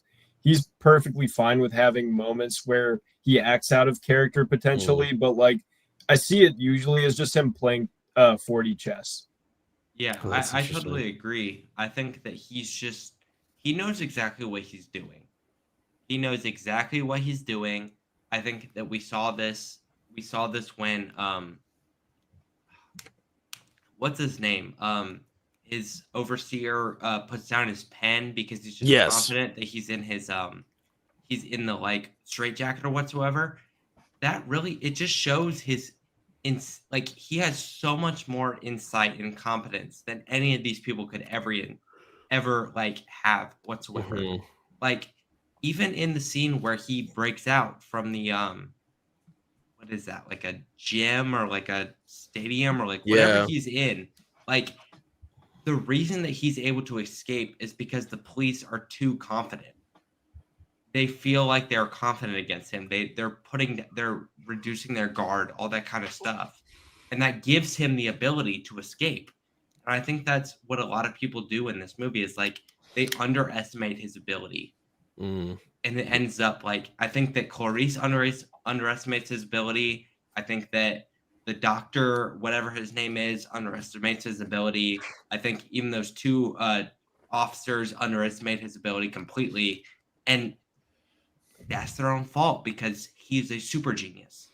He's a murderer. He's a cannibalist, and he's a super genius. Like you can't really beat that. Well, yeah, I think that's what makes Chilton such a dork, Right. because he's so used to seeing, like, he knows him so well. I mean, I believe he was in Red Dragon too, wasn't he? Yeah. Chilton. Yeah, I thought I recognized him. Yeah, Chilton's in Red Dragon. Yeah, and studying him all this time, and then he thinks he could get away with this. I mean, obviously he was not watching his back enough just here too because confident. he just leaves that pen there, and that's a huge mistake. I mean, he would not have escaped because of that. Because now he, in this transfer, like you said, Ty, he's in this like the strange gymnasium space, and he's sort of in like a giant bird cage. And it seemed like a pretty good situation, definitely a huge upgrade from last time. And it just seemed like there were holes. Like there was way too many opportunities to take advantage of the surrounding space. I mean, he had an opportunity where he touched Clarice when she visited him. And that never happened before. So that was just a small hint to foreshadow what was to come soon after, where he performs a brilliant maneuver to escape. And this is when the action really kicks into gear here, after he has a quick conversation with Clarice. Like I said, she was desperate to get information, and he kind of reveals to her that she's had the answer all along, and she needs to like revisit her notes. There's like a piece she's missing, even though it's right in her face. So she goes back and she starts to think about that. While that's happening, Hannibal unleashes his master plan, and he had that pen. That pen was pretty big. He uses that pen, I guess, as some sort of lockpick. And the cops, they come in, or the guards, they come in with his food, and they restrain him against the cage, right? These are bars on a cage, and his hands are tied back there. Not tied, but, cuffed. And he picks his lock. The two come in. he manages to distract one of them by moving some of his art pieces, while the other one sets the meal down on the floor. And while this happens, he grabs the one guard, and I don't know how he beats him exactly, but he does two different things. There's one where what he does is the Cuffs first him. guard that comes to him, he grabs the handcuffs and he puts it on the guard, and he handcuffs him to the wall. So now he can't do anything. And then for the other one, he approaches him and he maces him in the face continuously. Like, I don't know how long he was going, probably like a good 10, 15 seconds. And then he bites his face and he chews parts of his face off. That freaks him out, obviously. He's debilitated. And then we watch him bash the other cop to death with the baton. So this was a pretty crazy sequence. And this is sort of like, we were talking about earlier what made the sequence where the poor girl was abducted, why that was so shocking to watch compared to all this other stuff. This seems almost silly because of just how crazy it is and how outlandish it is, even though it is interesting, right? And it's a captivating sequence. But I guess, what do you guys think was so perplexing about this whole sequence? Because there's more to this than that. I just kind of wanted to give the outline of what happened. It shows never underestimate his calmness. Like, he's so nonchalant that all of a sudden, like, they were foolish for what they did and how they handled that. Handled him while trying to transfer him. That's very foolish. That's all I can think of. They were not careful at all. They were, they knew what he could do. They knew what he was capable of. So I did not like that.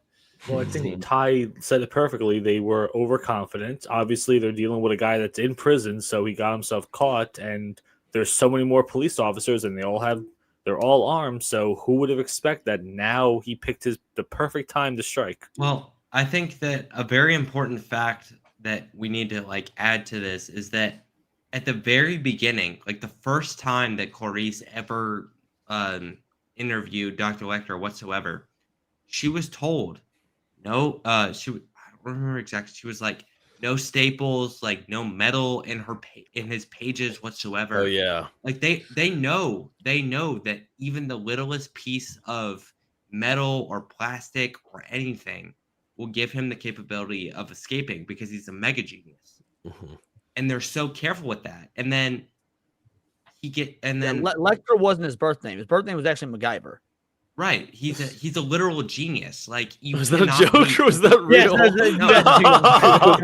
Okay. We're too young for that, Leon. In the comments is gonna MacGyver, head ass. What were you saying, Ty? Sorry. No, but it's just they were so protective of him in the beginning, and then it just they just totally let go of him. They were just we have him for enough time. What else could he possibly do? And then he murders two guards, slits their face off, puts their face on his face, and escapes. That totally feels like a total hole. They were so protective in the beginning, and then they just totally Yeah. Well, I'm wondering if these are I think these were different guards. I don't think these were the guards associated with his first his imprisonment. Yeah, these seem separate cops. I guess, but they should know. They should know this is a Hannibal Lecter. Let's be real. Overconfidence and not even just overconfidence. However, complacency is a very common problem, especially for people that have been doing their job for so long. Look, man, doesn't matter if it's a cop or working IT or being a salesman or whatnot. Complacency leads to mistakes. These are you just get used to shit. Right, exactly. Now, the issue I have with this scene, while it is well choreographed, well acted, the scene wants you to think it's so much more clever than it is. So when the rest of the guards bust in, 15, 20 minutes later, whatever it is, and in terms of us watching the film, and they're like, hey, Mackey's still alive, or insert fucking officer name here. I don't know what it is, but he's still alive. It's no, that's Hannibal, because you spent the whole film telling us how brilliant he is and what a brutal killer he is. He ain't gonna leave a motherfucker alive. So that's him, and he's posing as the dude. There's no way Hannibal Lecter is gonna be dead on the top of the elevator. Yeah. Yeah. The twist, or the attempted twist, I think it's a complete and utter failure in this film, because anyone that's seen shit, 12 movies in their lives should be able to see what this. You know, actually, Leon, I'll add on to this because I was talking about this when we watched it earlier today. There are so many plot holes between Hannibal Lecter killing all like those two guards and him getting into safety. There's so many plot holes. Like, is he on top of the elevator? Is he dead? Like, there's just it's just the way so the elevator was like jumping between Right. floors. It made us think that he was up on the top when in reality he was actually dead with a person's face on his own face. Yeah, how It's do you just- explain those strange elevator? The elevator. Right. You saw it like stalled at 3. It started at And then I 3, think then it went moved back to again. 4, and then went back What the to movie's 3. trying to imply he did was he took the body onto the elevator, set it to insert floor here, then you press the button. So elevators have escape hatches at the top. So after he takes it to floor 3, he hits the button for the floor he wants to go to, crawls out the escape hatch, leaves the body, makes it back to where the original body was, and then lays there and pretends to be barely alive as the But, other like, officer. I'm not now, gonna is lie, I'd that probably be one of realistic? those dumbass cops that would fall for it. Yeah, You'd be one of it's a those. straight up Ocean's 11. No, style. What the hell's going on? Like, I wouldn't know what's going on Yeah, there. I just- totally understand. I think, totally okay, this understand where you're guy's coming here. from. Like, that makes a lot of sense. But like in the reality, No, of it the doesn't make sense. situation- The movie I'd be wants very you to think it confused. makes sense, but it doesn't. Right, It exactly. is some Right, Ocean's it's- 11 shit in an otherwise semi-realistic movie. Ocean's 11 shit. No, for it real. is crazy. Yeah. What do you think the deal was with him, like, hanging up the one cop and like gutting him? Well, do you Distraction. think that was supposed to just be like his mark or something? Distraction. Yeah, I saw it just creating chaos. Hmm. And also, you had all the time in the world to do it. So Yeah, Well, right. not That must have only taken a that, while. Another with a cop, killing that brutal, it's going to be all hands on deck for the cops, which means there's not going to be any cops guarding the exactly. guarding the ambulance. A cop walks up. Cop walks up into that situation, sees one of his own hanging up, literally like a cross or literally. That's being gonna crucified put effectively. that's gonna put a lot of fear and confusion into the entire police force. I think that itself is like realistic. Everything else, no. Like, I kind of wonder. This is another thing, and I can't stand cannibal stuff. Like, I don't want to watch movies with cannibals. Like, this is the end of the cannibal story for me. I'm not pursuing any more cannibal stories. Well, I have a recommendation for you, Box. I mean, it's called Cannibal Holocaust. Let me know No, what Oh, Green no. Inferno. No. He's using the buzzwords again. Is it bad that I'm kind of hungry now? That's actually a movie. It's a real movie. Ah. Buzzwords. Jackson, you will go into complete psychosis. Do not watch. do not watch that. The movie Oh gosh. Let's move on. Real quick, let's see what the chat has to say. People have been saying some interesting things back here. Let's see here. Yeah, Roman the Empire. Good seeing you, man. Thanks for joining us. Hannibal is both horrible and civilized at the same time. He is a paradox. Yeah, that's facts. Oh, Luke, adjust your brightness. Miss Sparkles is not pleased. all right, it's almost Christmas. I'll get a new camera soon. She's displeased, Luke. I've been trying to figure that out for It's okay. 34. And you know episodes what? now. Luke, Park File, I fuck have- that. I think you look great, bud. I know what Thank MacGyver you. is. Thank you. That's what I needed. Come on now. Thank you. I know what MacGyver is. I just MacGyver. I've never watched it. I know the name, so I don't know if that makes me any better. Probably it's not, fun. but You it's should watch something. Have you seen Gosh. Gruber? MacGruber, what's that? Is that a It's a Michael spoof of Scott? it. It's That's the one with it's a the Sacha Saturday Night Baron Live Cohen. parody of MacGyver. Oh, okay. Oh, that's with Owen Wilson. Is that right? No, No, it's it's somewhere, dude. oh my god, why am I blanking on it? Will Forte is in MacGruber. Okay. No, yeah, I definitely don't know what that is. The Cool. cast great. member SNL circa like 2008 to like 2012, give or take. Here, well, Leon, I saw you pretty much have to bounce now, but thanks for I've got joining like us, another bro. 15 minutes. Yeah, Another oh, you show got that 15 for like minutes? 5 minutes Okay, before. good. Yeah. No. I've got. I said until about like 10:55 my time, so that's about 15 minutes. Okay, cool. We'll get right into the next part because, of course, after all of this happens, Hannibal escapes. Big deal, right? And we already kind of talked about where he goes after that. He goes after Dr. Shittle or whatever his name is. Shittle. That'd be funny. It fits, Dr. right? Shithead. Shithead, yeah, for real. And we don't see what happens with their off screen. That would be interesting because I thought he was irritating in Red Dragon. Did not like him in Red Dragon, and then he was awful in this as well. When he's making like those sly remarks to Clarice Dr. right after that, it's Chilton, like, if I had my way in this movie, Dr. Chilton would be murdered. He would be dead. Oh my gosh, he would be dead. That's that. Wow. If I had to direct so this bad movie, it he makes would me have been pick the dead. cannibal side. That's your fairy tale ending. Nice. If it's against Dr. Chilton, fuck him. But yeah, so what ends up happening here is Clarice eventually traces Buffalo Bill's space where he's living, and he's been living in this, I guess, an old lady's house, and she went missing. It turns out that one of his victims, his first victim that he killed, he knew who it was, and she was able to link that victim's past to where he is living now. And she went to this house to visit a different person. I think she was interested in questioning them about Buffalo Bill, and she didn't realize that was Buffalo Bill the whole time. Taught him the seamstressy, taught him to be all the sewing techniques and whatnot. Was it Mrs. Muffet? Oh, okay. Was it Yeah, Mrs. Moffat, Muffet or Moffat? Yeah. Moffat? Oh wow. Yeah. Okay, so that was Moffat. Yep. Okay, that's a big trace around then. Well, so yeah, a big deal. She enters the house and it's Buffalo Bill there, and all the stars align and she sees what's going Starlings align. All the starlings align. That's right, Leon. She sees what happens, and Buffalo Bill, he races away into the basement. She follows, and we get this interesting, I don't want to call it a cat and mouse because it's not a cat and mouse. It's a chase, right? And this is when we get a really intriguing chase scene where she's trying to narrow him down. And I really loved this entire sequence here.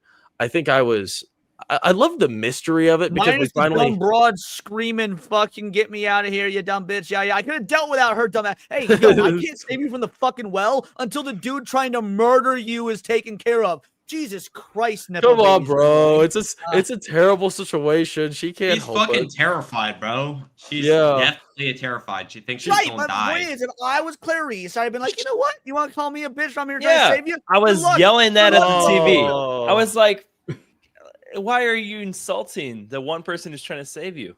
Literally, freaking shut out, the bro. fuck Traumatic. I would up. be pretty Tripping, pissed dude, though because if she bitches be passed up on tripping. getting me out of the well and then she got her dumbass killed. She's not even being harmed. You know She's what? just in a well. You know what I thought was funny?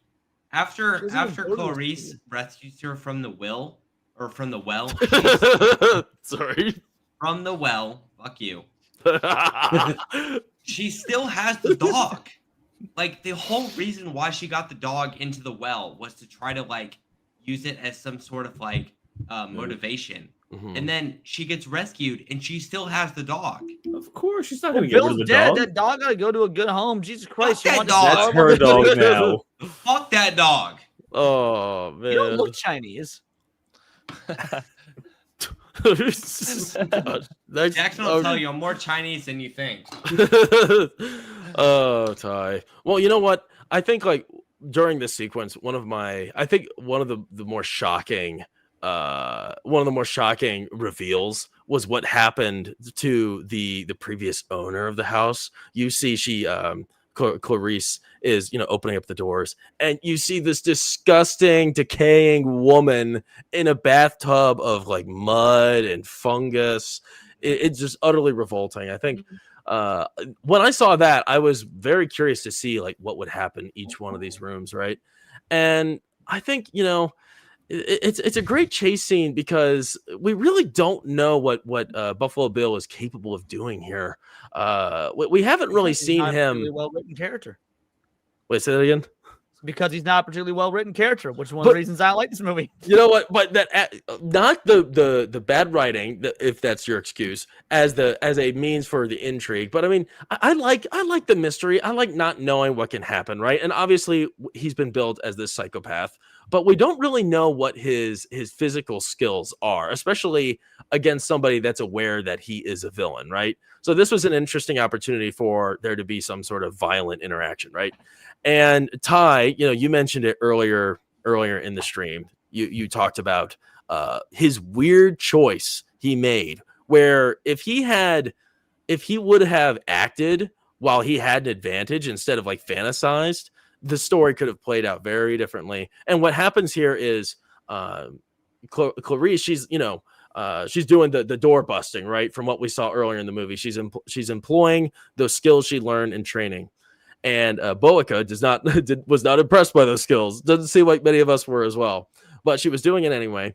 And she finally got to one of the last few rooms, and then it just goes dark. And of course, Buffalo Bill, he's got some tricks up his sleeve. He's got night vision, and he's just prowling behind her, staring at her. And he's kind of enjoying it. He's enjoying this power that he has. He's enjoying the power of sight, right? Just look how important it is. You see her, she's completely helpless, isn't able to do anything in this situation.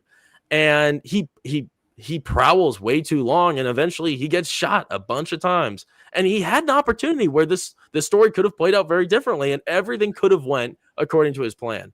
So what were you going to say about that, Ty? Because you had a point earlier. Yeah, I think that just like his confidence got the best of him. Like there was all this we saw throughout the movie, like the FBI were trying to find him, and they were miscommunicating, and they were misunderstanding what he was. And then even when they when they thought that it was the right house in, was that Chicago or like whatever it was? Yeah. Like they got the wrong house. Like they were so confident in their search, even though this is not a search that you have to be confident in whatsoever. You have no idea what's going on. There's four women dead. The first woman that was killed was found third. Like there was so much confusion going on through this, and I genuinely feel like it's a cop out because she just found him like off luck. Like she wasn't even looking for him. She was looking for another person to do information on, and she just happened to find Buffalo Bill. Like I think that's just it's a huge cop out. Agreed. It's absolutely a huge cop out. Like there's nothing of Bill's character that we've seen thus far up to the film would lead us to believe he would take so long to try and kill her, or that he would have that sort of confidence, or that he would be like he would have any sort of issue. I mean, he's on the home his home team advantage. He's on his turf. Bro got a fucking hand cannon. He got a way bigger gun.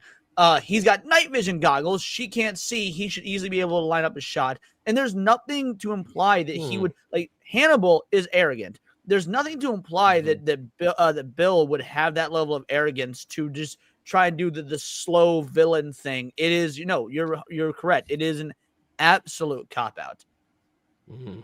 Wow, that's a good point. I guess that's sort of like it's a testament of his character, though, right? That he indulged in all of that, even though he had the advantage. But I wouldn't say it's a testament to his character, because a testament to the character would be if something like that was alluded to or built up to. There's nothing in the film that would lead us to believe that is his character. In fact, it goes against everything we've seen of his character up to that point, which is why it's in my opinion, a case of bad writing. Throughout the entire film, he can't control himself because of his just unhingedness.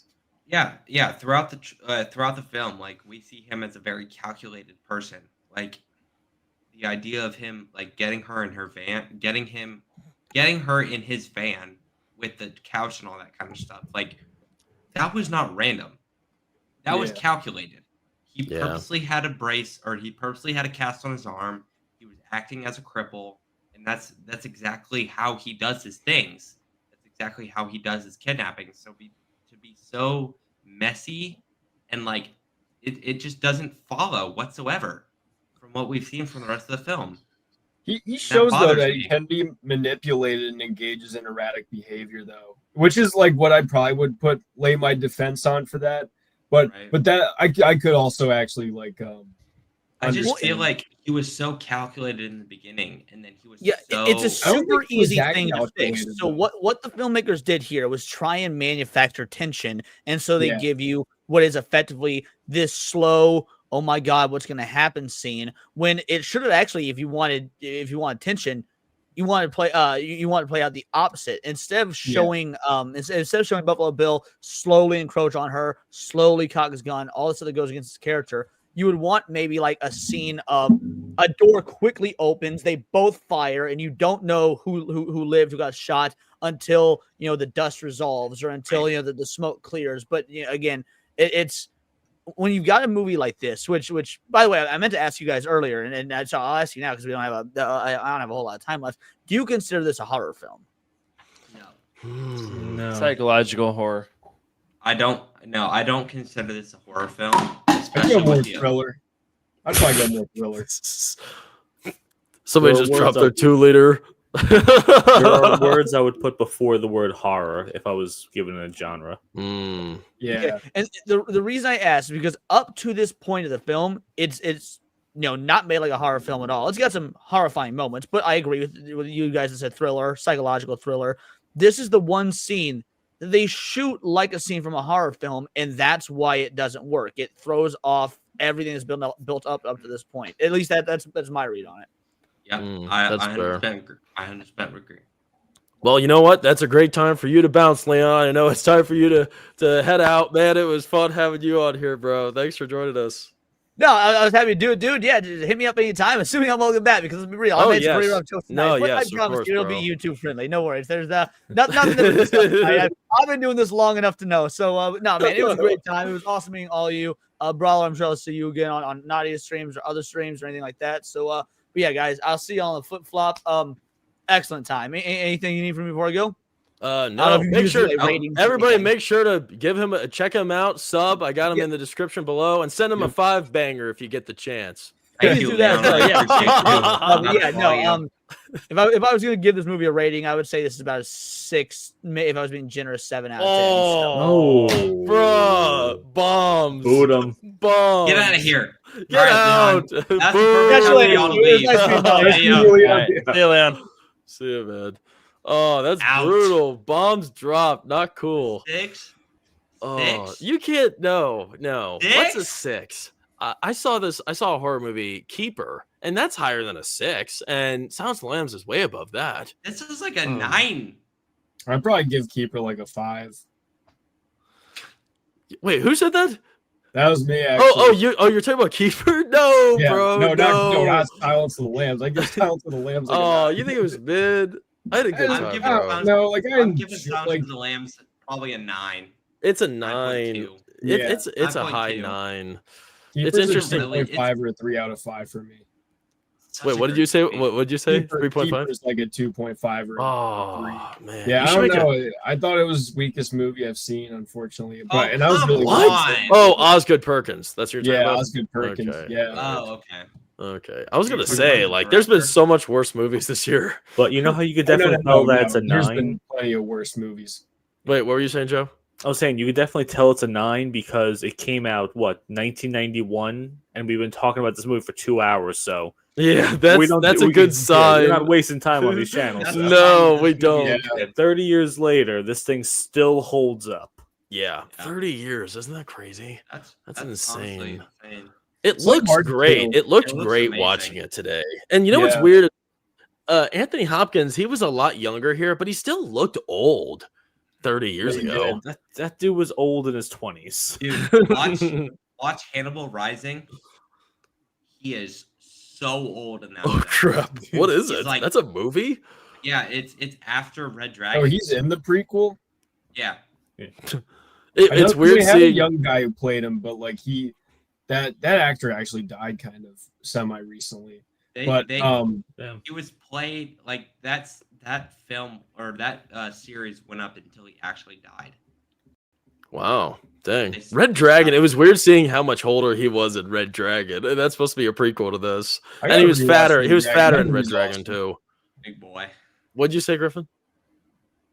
I gotta rewatch Red Dragon. That movie's awesome. Yeah, I need to see that again. Ralph Fiennes is awesome in that. Yeah. Let me see. Where was I here? Are we not going to talk about Edward Norton? Well, he's not part of this story. He's part of Red Dragon. Well, maybe we'll talk about Red Dragon another time. Do another Red Dragon. Yeah, duh. This ain't the Red Dragon stream, bro. I'm getting upset, man. I'm sorry. Oh, it's all good. It's all good, bro. Take it easy. Real quick, I guess I kind of want to finish on your guys' takes on what makes this movie so special. Because you said it, Joe, 30 years. That's a long time. 30 years, still relevant. Everyone still talks about it. Young people wonder who Hannibal Lecter is. That mask is iconic. I thought I had a picture of it here, but I don't. But everybody knows what it is. What do you guys think is so special about this movie to hold up all the way back or all the way up here in 2025? It has so many serial killers tied to it.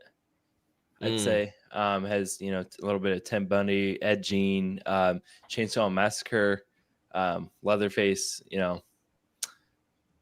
That's what's unique about it. It has so many different. Yeah, that's it- interesting. It's interesting. It pulls from a little bit of all their stories in a different way, right? Like many people in the chat have mentioned, like, oh, I remember this part of Ted Bundy's story, or this is a Gein's Yeah. story. That's Yeah, interesting.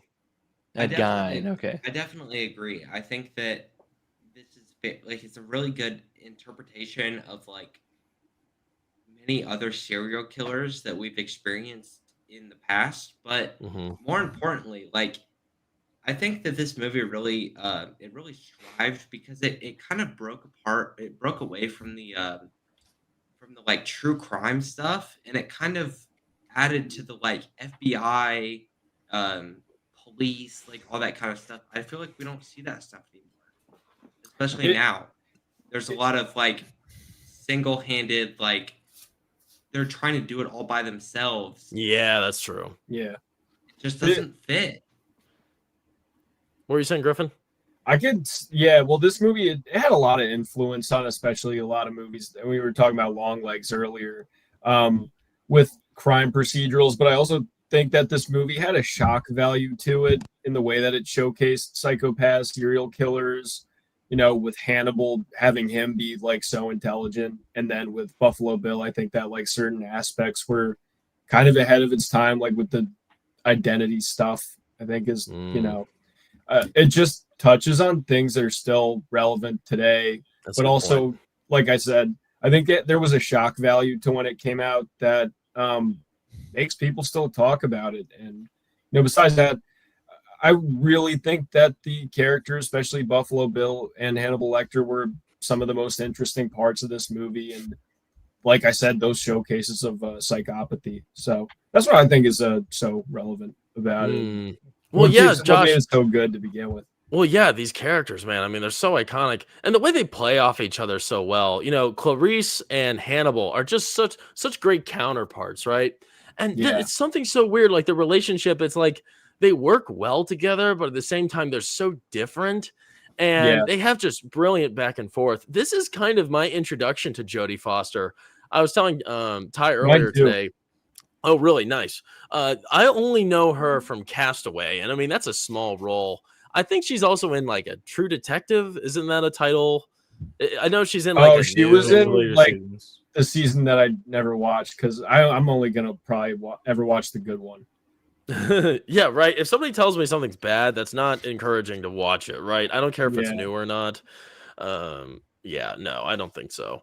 Yeah, that, and I think like I wish I could have watched this for the first time now because there's so, and I wish I also would have went in completely blind. I mean, there's like pop culture just ruins so many like great like secrets, so many great reveals Yeah. in movies like this. Psycho, And like this film's full of them. My gosh. Everything, all the major reveals are kind of ruined here. And yeah, ties it's like a back. movie like The Sixth Sense where like it's like you said, the pop culture stuff surrounding it, the iconic lines, like it's hard to not bring that into the movie. Like I told you, it kind of even informed my opinion of what it was based on what I thought the movie was going to be. Yeah, that's weird, isn't it? Yeah, and I just love how it works where it's like you hear a lot of things about a movie and it sort of shapes your own it shapes your concept of what you're going to watch, and it's totally different. And that can be pretty disappointing. But at the same time, it also makes things more interesting. I'm really curious. This is off topic, but I'm hearing a lot of people give interesting responses to the second Wicked movie. I really like the first one, surprisingly.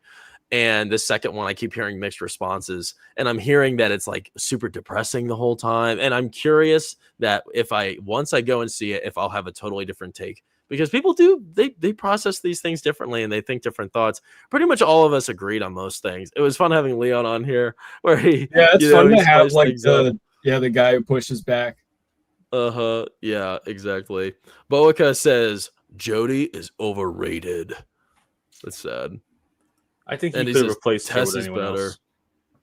Who? I'm saying, like, I think Jodie Foster in this, you could have probably replaced her. And one of the reasons why I love this movie is because Anthony Hopkins was so iconic in this. But I think everyone else was replaceable, but you can't replace him.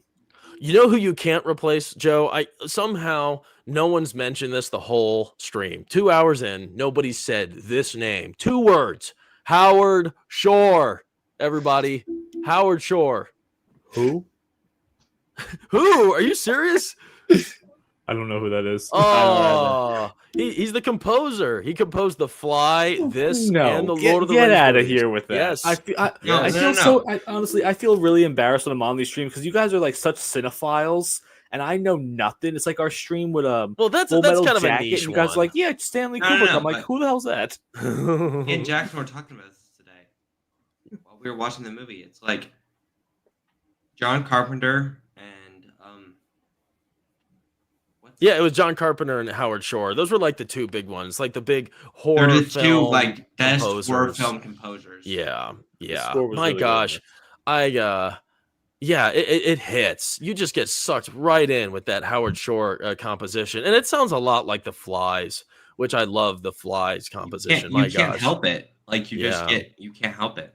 It's so weird. It's like it is a indescribable quality, especially with his work. In Lord of the Rings more than any other theme, totally as well. I mean, Lord of the Rings really sucks you in with their music. But this one too, my gosh. I think the big ones, the 3 big ones for me, or I guess 4, right? So you got Danny Elfman, you got Hans Zimmer, John Williams, and Howard Shore.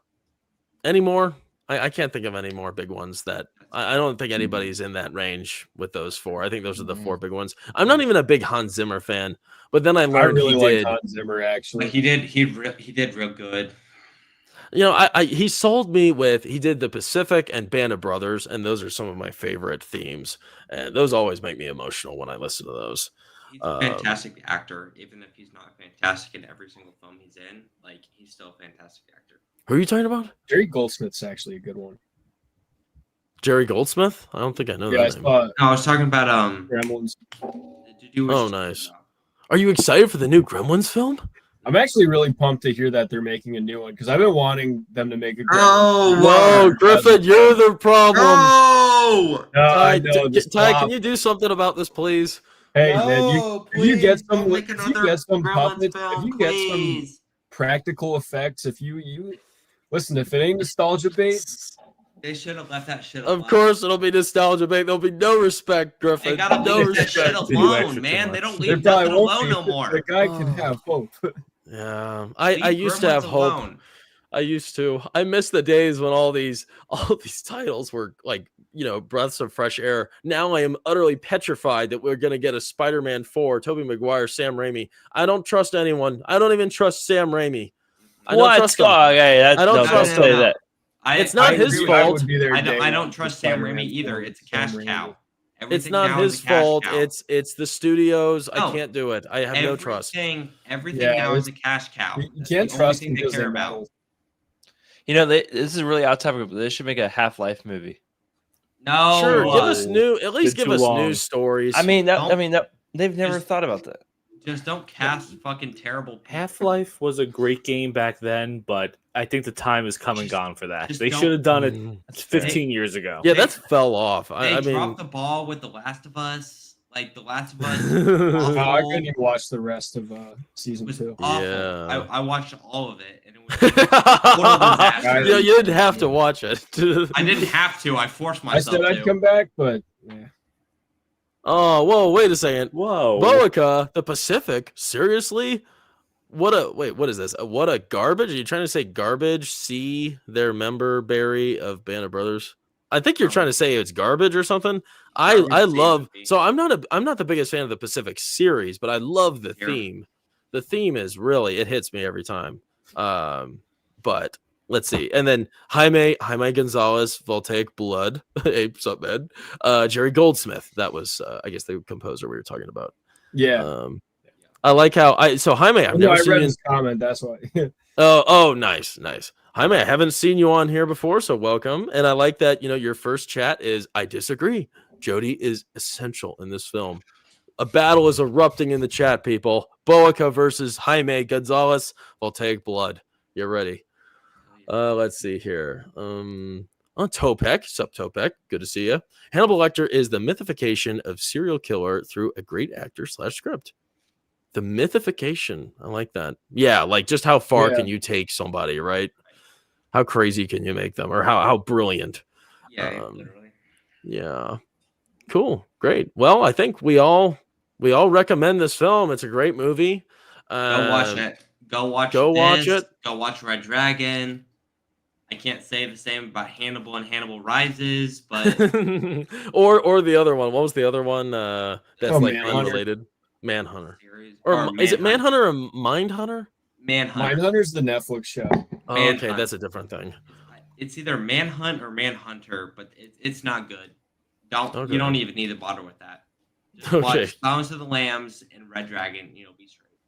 Sounds good. Great. Awesome. Well, yeah, we're recommending it, everybody. And we are just thankful for you. Thanks for checking us out and staying till the end. If you liked what we had to say, please make sure to give me a thumbs up. Subscribe to my channel, Box Office Brawler. We do this every Tuesday night, 10 p.m. Eastern time. Next Tuesday, we're going to be talking about Platoon with another great panel. I'm excited to get into that. That'll be a fun one.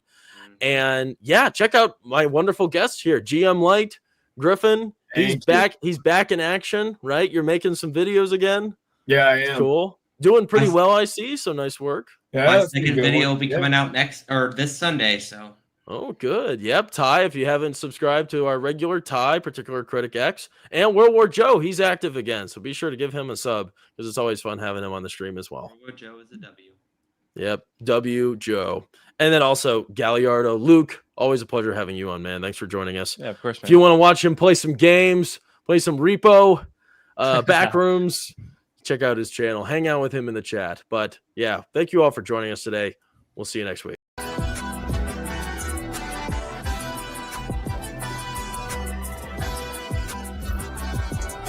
What kind of person are you? Are you the kind that sees signs